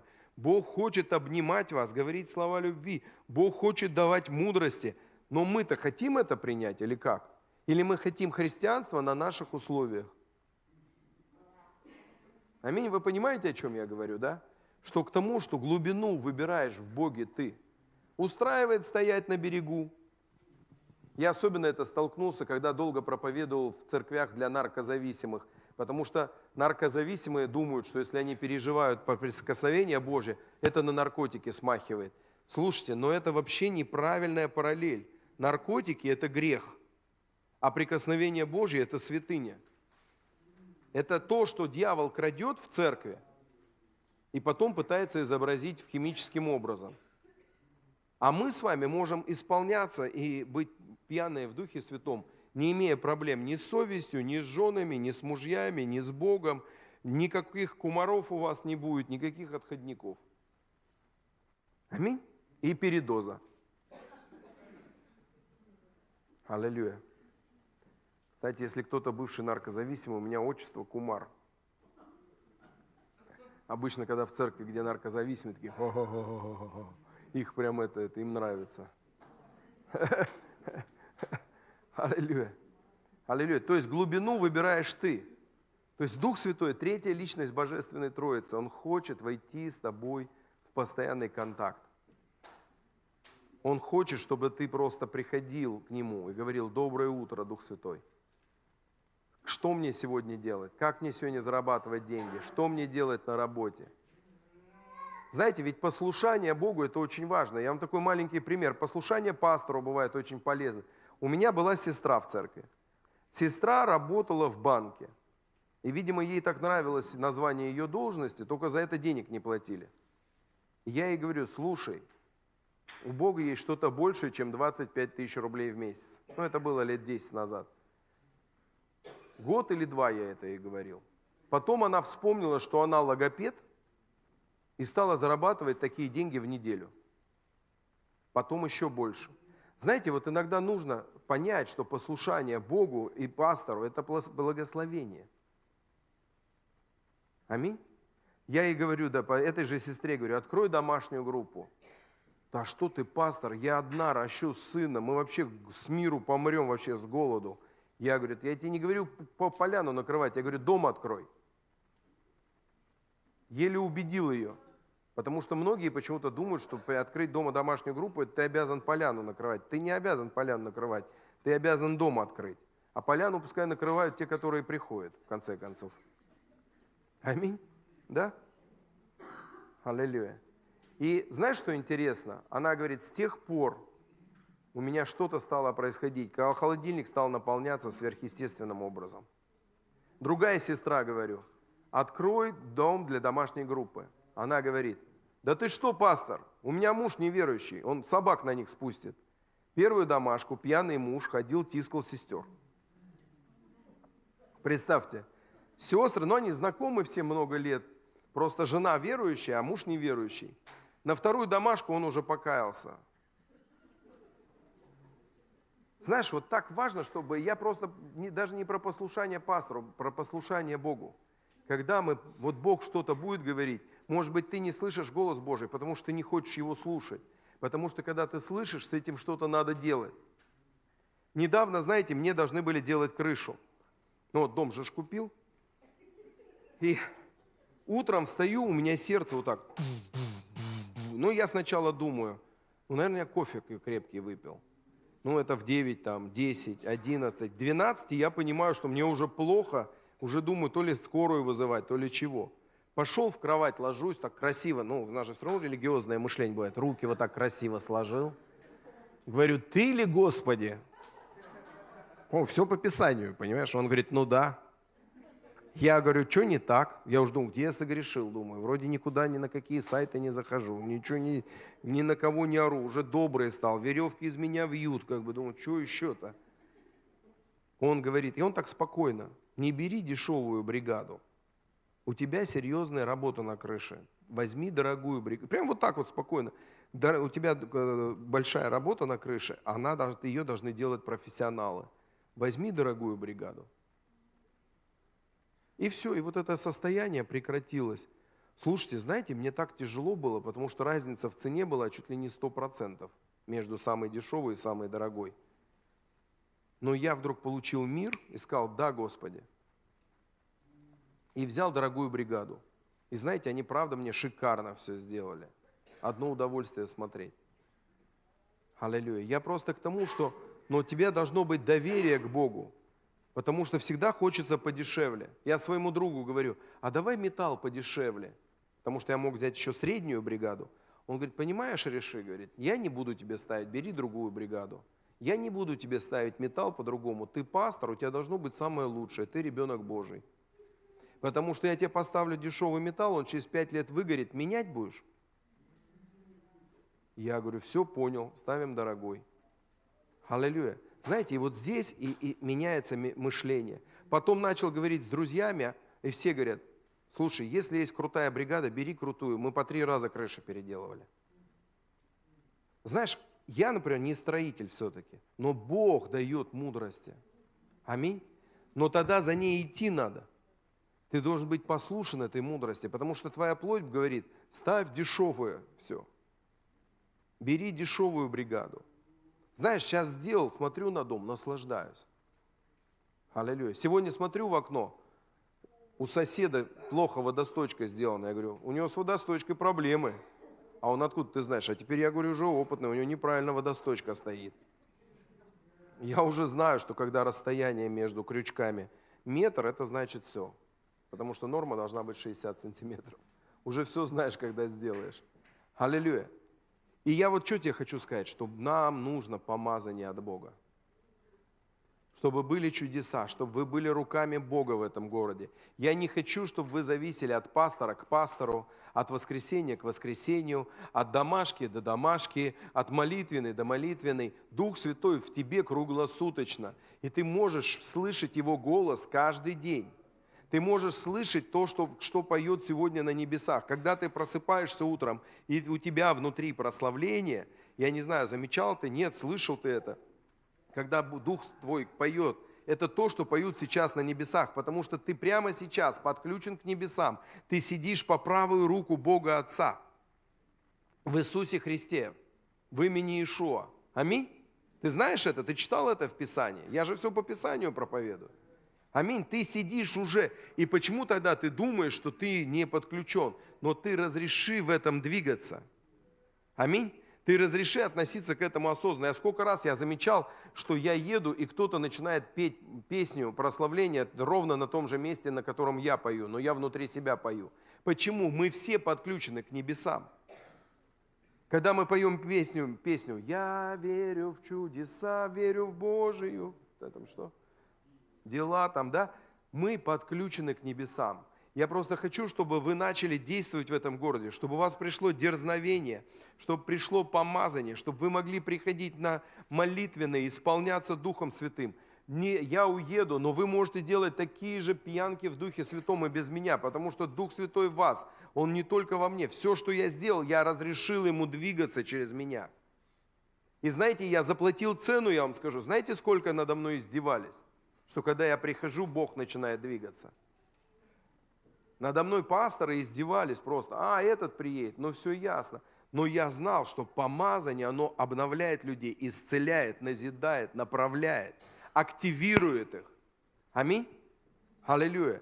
И я хожу перед Богом, и я хочу, чтобы вы ходили перед Богом, и вы хотели быть руками Бога в этом городе. Аминь? Чтобы эта река жизни, чтобы вы не смотрели, как вы думаете. Заметили, когда мы молились, и вы исполнялись Духом Святым, женщины падают. Знаете, что женщины делают? Третья личность Божественной Троицы прикоснулась к ним, а они о прическе думают.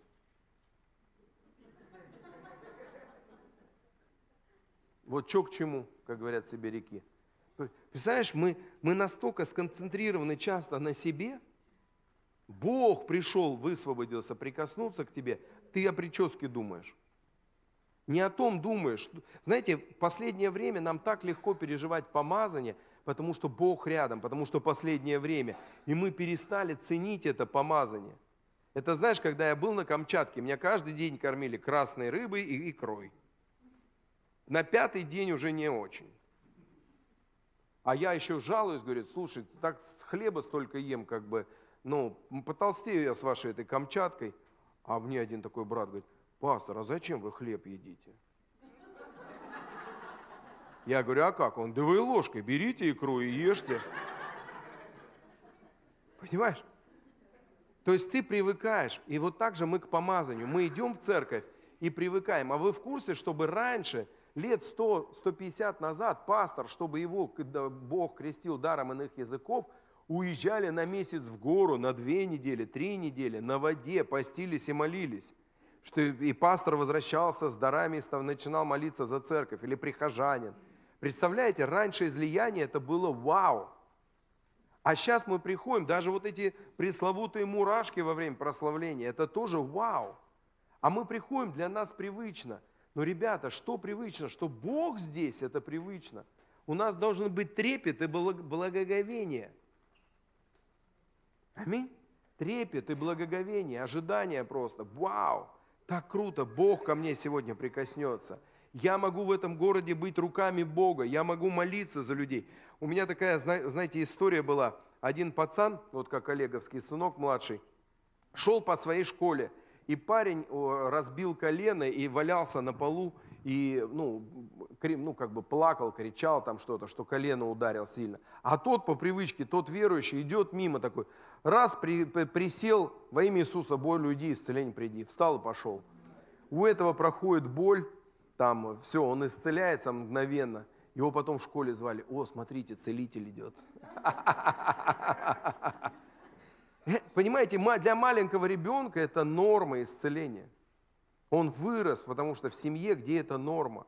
Я просто хочу, чтобы вы поняли, ваши руки – это ответ на чью-то нужду.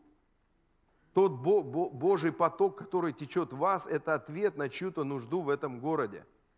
Та власть, которую Бог вложил в вас, это ответ на нужды этого города.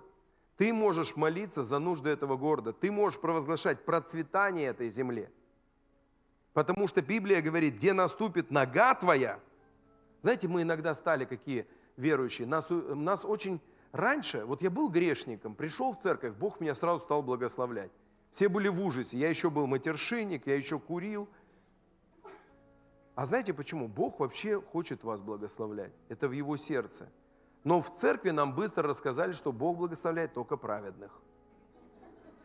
И потом, если ты знаешь, что ты где-то согрешил, у тебя нет вот этого дерзновения. Ты говоришь, я понимаю, почему я в бизнесе не прорываюсь. Под грешок-то есть. Слушай, это ложь. Ты праведный своей праведностью или ты праведный Божьей праведностью? Если ты праведный Божьей праведностью, то Бог смотрит на тебя, как на святого. И Он удалил грех от тебя. Может быть, ты еще с Ним играешь, но Бог удалил грех от тебя. И когда ты наступаешь куда-то, понимаешь, Царствие Божие приходит туда, куда ты наступаешь. И твой бизнес, он должен процветать, потому что ты туда наступил ногой. А святой ты не своей святостью, а Божьей святостью. А праведный ты не своей праведностью, Божьей праведностью.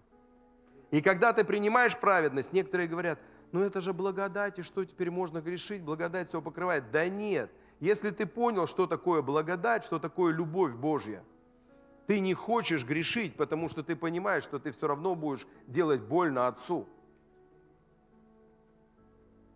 Аллилуйя.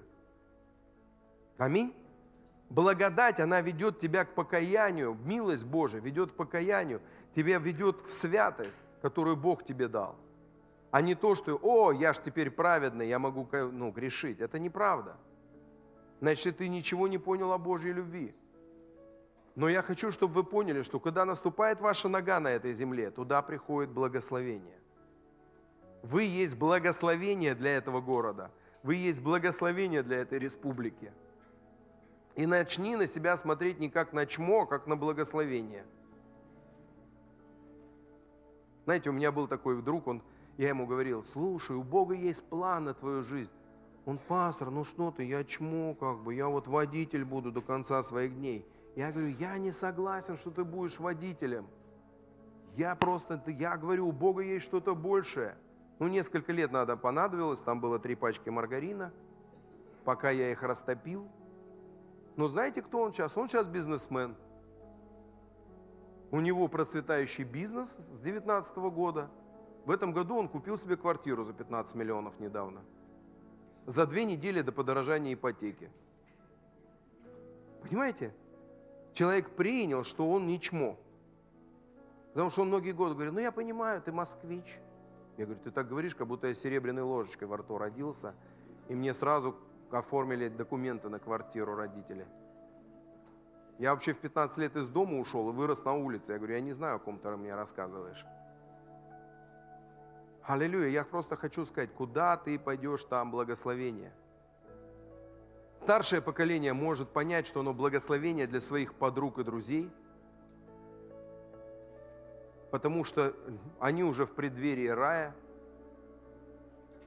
И нас так старшие слушать не будут, как будут слушать вас. Молодежь пускай служит своими дарами своей молодежи. Средний класс, возраст, пускай служит среднему возрасту. Но вы есть благословение этой земли, и Бог хочет действовать через вас, потому что вы любимчики Божьи, Бог наслаждается вами. Даже если ты согрешил, встань, отряхни корень, скажи, Боже, я не пойму, как я здесь оказался, но это не мое пальто вообще. Но ты же сейчас вниз спустишься, я надеюсь, ты наденешь свое пальто. Вот знаешь, вот грех это не твое пальто. Я, кстати, в дубленке встал в самолете, дубленку одел. Смотрю, я один в Якутии в дубленке. А у меня ничего теплее даже и нету. Я, чтобы к вам поехать, и ботинки все теплые купил. Пастор меня напугал. Я себе уги купил, перчатки, шляпу, шарф дали. Тут и не так холодно, оказывается. Бог меня помиловал. Аллилуйя. Давайте встанем.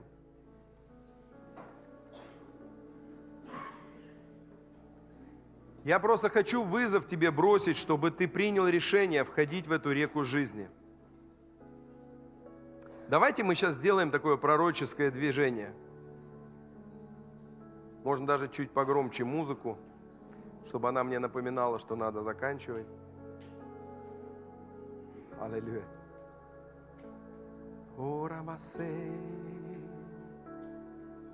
Знаете, есть такие вещи, называются пророческие движения. То есть ты что-то делаешь, оно может быть глупо выглядит, как тебе кажется, но это вообще не глупо. Ты просто перед лицом Божьим, мы можем сейчас взять и на счет 3 сделать шаг вперед. Ты просто представляешь перед собой, реку жизни. Ты знаешь свою глубину, какую ты имеешь. Может быть, это по щиколотку, может быть, это на берегу стоишь, может быть, по колено, может быть, по пояс. Но ты просто, давайте все вместе скажем, я принимаю решение, дорогой Господь. Я вхожу в эту реку жизни во имя Иисуса Христа. Я хочу еще больше Тебя, еще больше Твоего помазания, еще больше Твоего могущества, еще больше Твоей силы. Я хочу знать Тебя еще больше. Во имя Иисуса. И давайте на счет 3 сделаем, можете в проход кто-то выйти, просто шаг вперед, знаешь, и представь просто в разуме своем, что ты входишь в реку на ту глубину, которую ты выбрал. Ты можешь в нее забежать в конце концов. Давайте, 1, 2, 3. Рабасей. Дух Святой, я молюсь о моих братьях и сестрах. Я молюсь, Господь, чтобы они выходили на новую глубину в Твоем присутствии.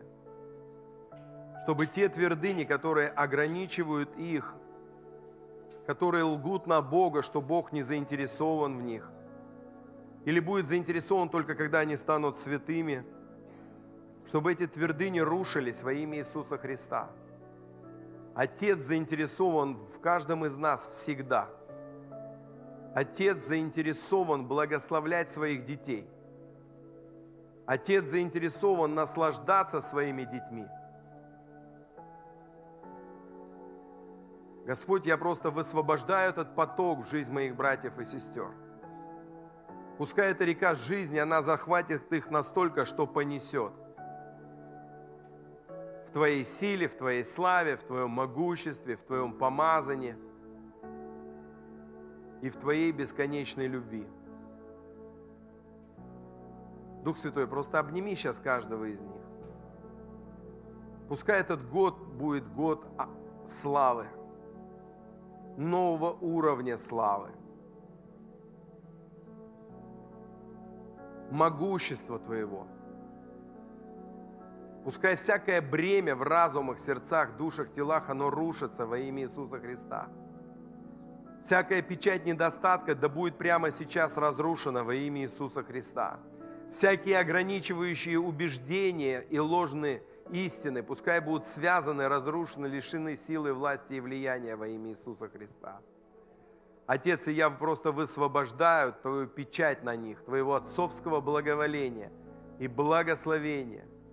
Пускай река жизни, она течет в них, в Твоей силе, в Твоей славе, в Твоем могуществе, в Твоем помазании и в Твоей бесконечной любви.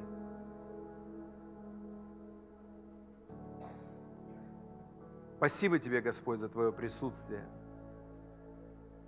Отец, я верю, что у народа Божьего будет благоговение к Твоему присутствию. Спасибо Тебе, что мы можем ощущать Его. Спасибо, что у нас есть дар иных языков. Отец, я молюсь за тех, у кого нет этого дара. Даруй им свободу от контроля и крести их во имя Иисуса Христа. Даром иных языков.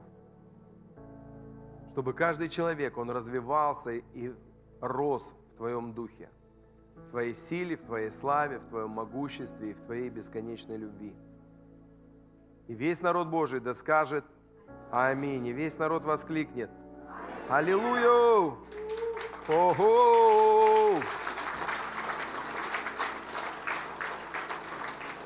Знаете, вы даже на молитвенных можете делать такие пророческие действия. Помните, как Писание говорит, переходили через Иордан.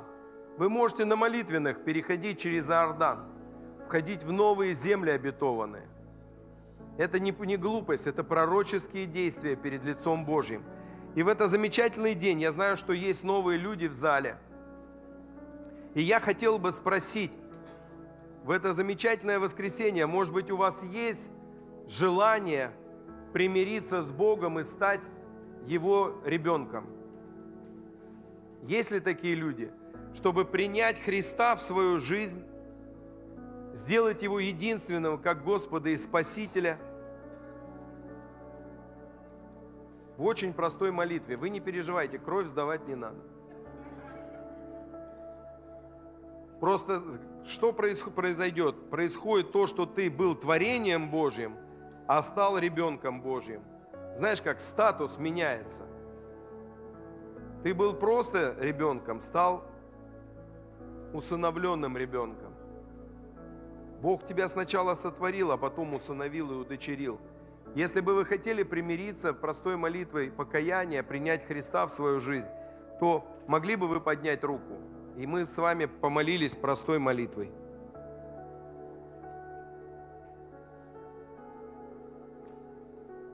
Хорошо. Если это еще не тот день, то пусть Бог вас сильно благословит. Бог вас сильно любит. И Он знает вас по имени, даже когда вы Его еще не знали. И Он наслаждается, когда смотрит на вас. Я просто желаю, церковь, чтобы вы приняли по-настоящему Божью любовь, безусловную. Он любит вас просто так. Не когда вы хорошие,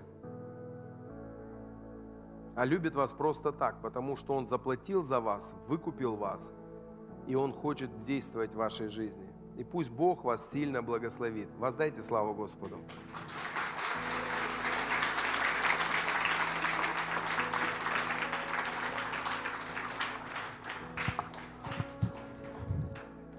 Слава Богу, спасибо большое. И знаете, у нас в церкви добрая традиция. Мы обычно людей не отпускаем просто так. Мы собираем дар любви проповедникам, которые приезжают из других городов. Сегодняшний день он не исключение. Можно вывести вот реквизиты? Внимание, пока подождите, кнопки не нажимайте, если у кого-то на сердце есть. Это тот же самый номер, церковный. Поэтому, если вы будете отправлять деньги, это пожертвование, оно целиком пойдет как благословение пастору Риши. Если вы не напишете 4 волшебные буквы Риши, то будет благословлена церковь, что тоже хорошо очень. Но, то есть, если вы хотите благословить пастора, будете отправлять, обязательно укажите, хорошо? Там есть заметочки, да, сообщения «Реши». Вот эти деньги, они все пойдут ему. И также можно, вот там отдельное ведро стоит, можно старым способом, да, не-не-не, вот отдельно это вот это, хрустящими бумажками, да, можно его тоже в зал. Вот. Спасибо большое. Просто не только за сегодняшний день, вы знаете, пастор у нас служил в пятницу, в субботу 2 собрания. И важный вопрос. Он не видит, он спиной к вам. Поднимите руку, если кто-то был благословлен вообще. Вот. Больше половины. Такой раскол. Вы знаете, кто-нибудь замечает вообще параллели? Вот с тем, например, что я говорил. Мы, знаете, мы не договаривались. И в этот раз я ему не говорил о чем там вот. Так вспоминаю, знаете, я как-то был в другом городе, на Сахалине. Меня пригласил пастор там один. Мы были на мужском служении, и он просто в том числе сидел там на мужском, ему, видимо, слово какое-то понравилось, и он пригласил в воскресенье к себе в церковь. И говорит такой: ну, вот что у тебя на сердце есть, ты можешь проповедовать о всем, что угодно. Ну вот, если можешь, то о семейных отношениях, знаете. Там, о всем, что хочешь, но вот, да, о семейных отношениях было бы хорошо, вот там муж и жена, там, знаете. И вот как-то, здесь мы вообще не договаривались, я ему так не говорил, что ты можешь все, что угодно, но вот про то, как в реку входить, да. Но у меня прямо сильно откликается, мы, знаете, мы очень много говорили о том, что как важно вообще доверять Богу, это раз. И как важно, знаете, как вот я молюсь, детей благословляю. Я хочу, чтобы их жизнь, она была наполнена чудесами. У нас не клуб по интересам здесь. Знаете, такое, за все хорошее против всего плохого. В миру есть гораздо круче. Я верю, что у нас будет тоже нормальный уровень во всем. Но если, знаете, по тематикам, по каким-то коучи, клубы по интересам, семейные клубы, клубы для бизнесменов там и так далее, этого всего вполне хватает везде. Но мы хотим иметь что? Связь с Богом, быть законнектенными. Мы хотим быть руками от Бога. Ты хочешь благословлять свою семью, свою жизнь? К Нему надо идти, да? К Нему надо стремиться. Вообще классное желание. И давайте будем это воплощать в нашей жизни, в жизни нашей церкви. И я много говорил, что вот последнее время о том, что опять грядут перемены. Уже не как там в 2019 году, помните, когда я проповедовал 8 недель подряд, что перемены грядут, и мы такие все готовились, и потом как ковид бахнул. И это было совсем не то, что я имел в виду и на что я надеялся. Но у Бога свои планы, знаете. Но вот сейчас я прямо чувствую, что что-то грядет. И вы знаете, когда вот я становился пастором, и мне сказали: вы знаете же, да, эту историю. Я вообще не собирался, у меня депрессняк был. Но мне Бог сказал, что: а что ты переживаешь-то так? Ты не будешь ничего один делать. Я дам людей. И вы знаете, я вообще на расслабоне потом, когда я это понял, если есть люди, есть и служение. Нет людей, а я не собираюсь умирать. Знаете, я вот и там и сям, я там и там. Поэтому, когда ко мне кто-то подходит и говорит: вот как здорово, чтобы у нас было вот такое служение. Класс вообще, я с тобой согласен. Как ты думаешь, почему тебе это Бог открыл? Может быть, Он хочет, чтобы ты это начал? Поэтому давайте ожидать от Бога. Аминь. Хорошо, и сейчас давайте мы аплодисменты дадим пастору Риши. Спасибо большое. Вы знаете, что мы вообще планировали, чтобы он с женой приехал, потому что жена его, она личность популярная в узких кругах, широко известна, так скажем. Ну, даже, может быть, многие слышали про Ирину Марвах, но меньше слышали про Риши Марвах. Как бы, по крайней мере, у нас, потому что она в свое время там где-то была.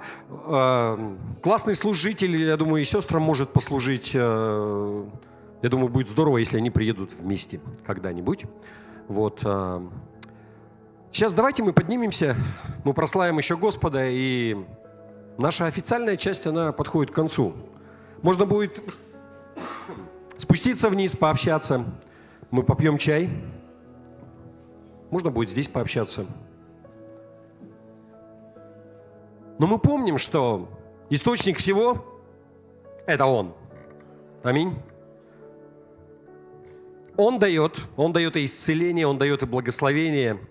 И все чудеса, которые происходят в церкви, а у нас полно чудес в церкви в том числе, это не потому, что там какие-то проповедники приезжают, да? Но потому что Бог, Он движется. Давайте мы Его прославим еще.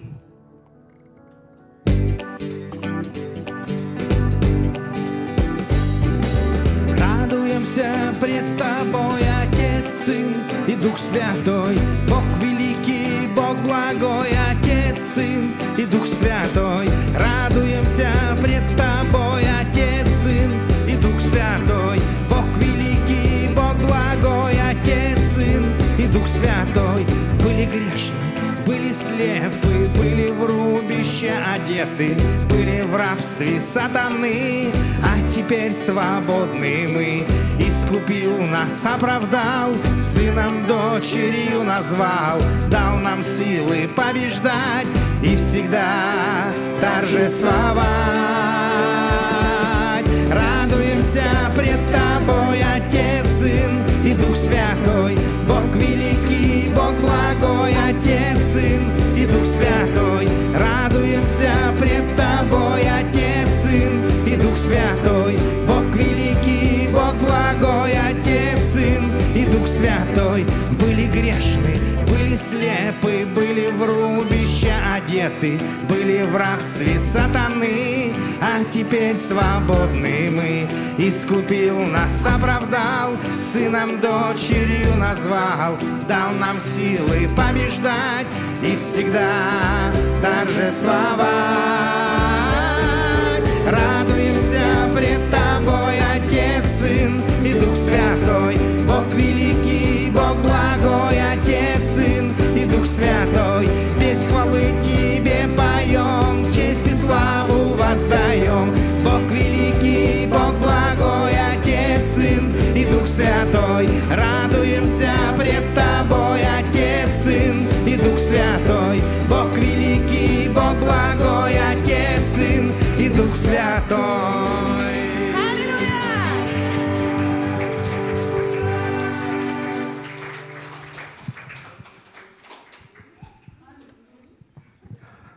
Слава Богу, а на этом наша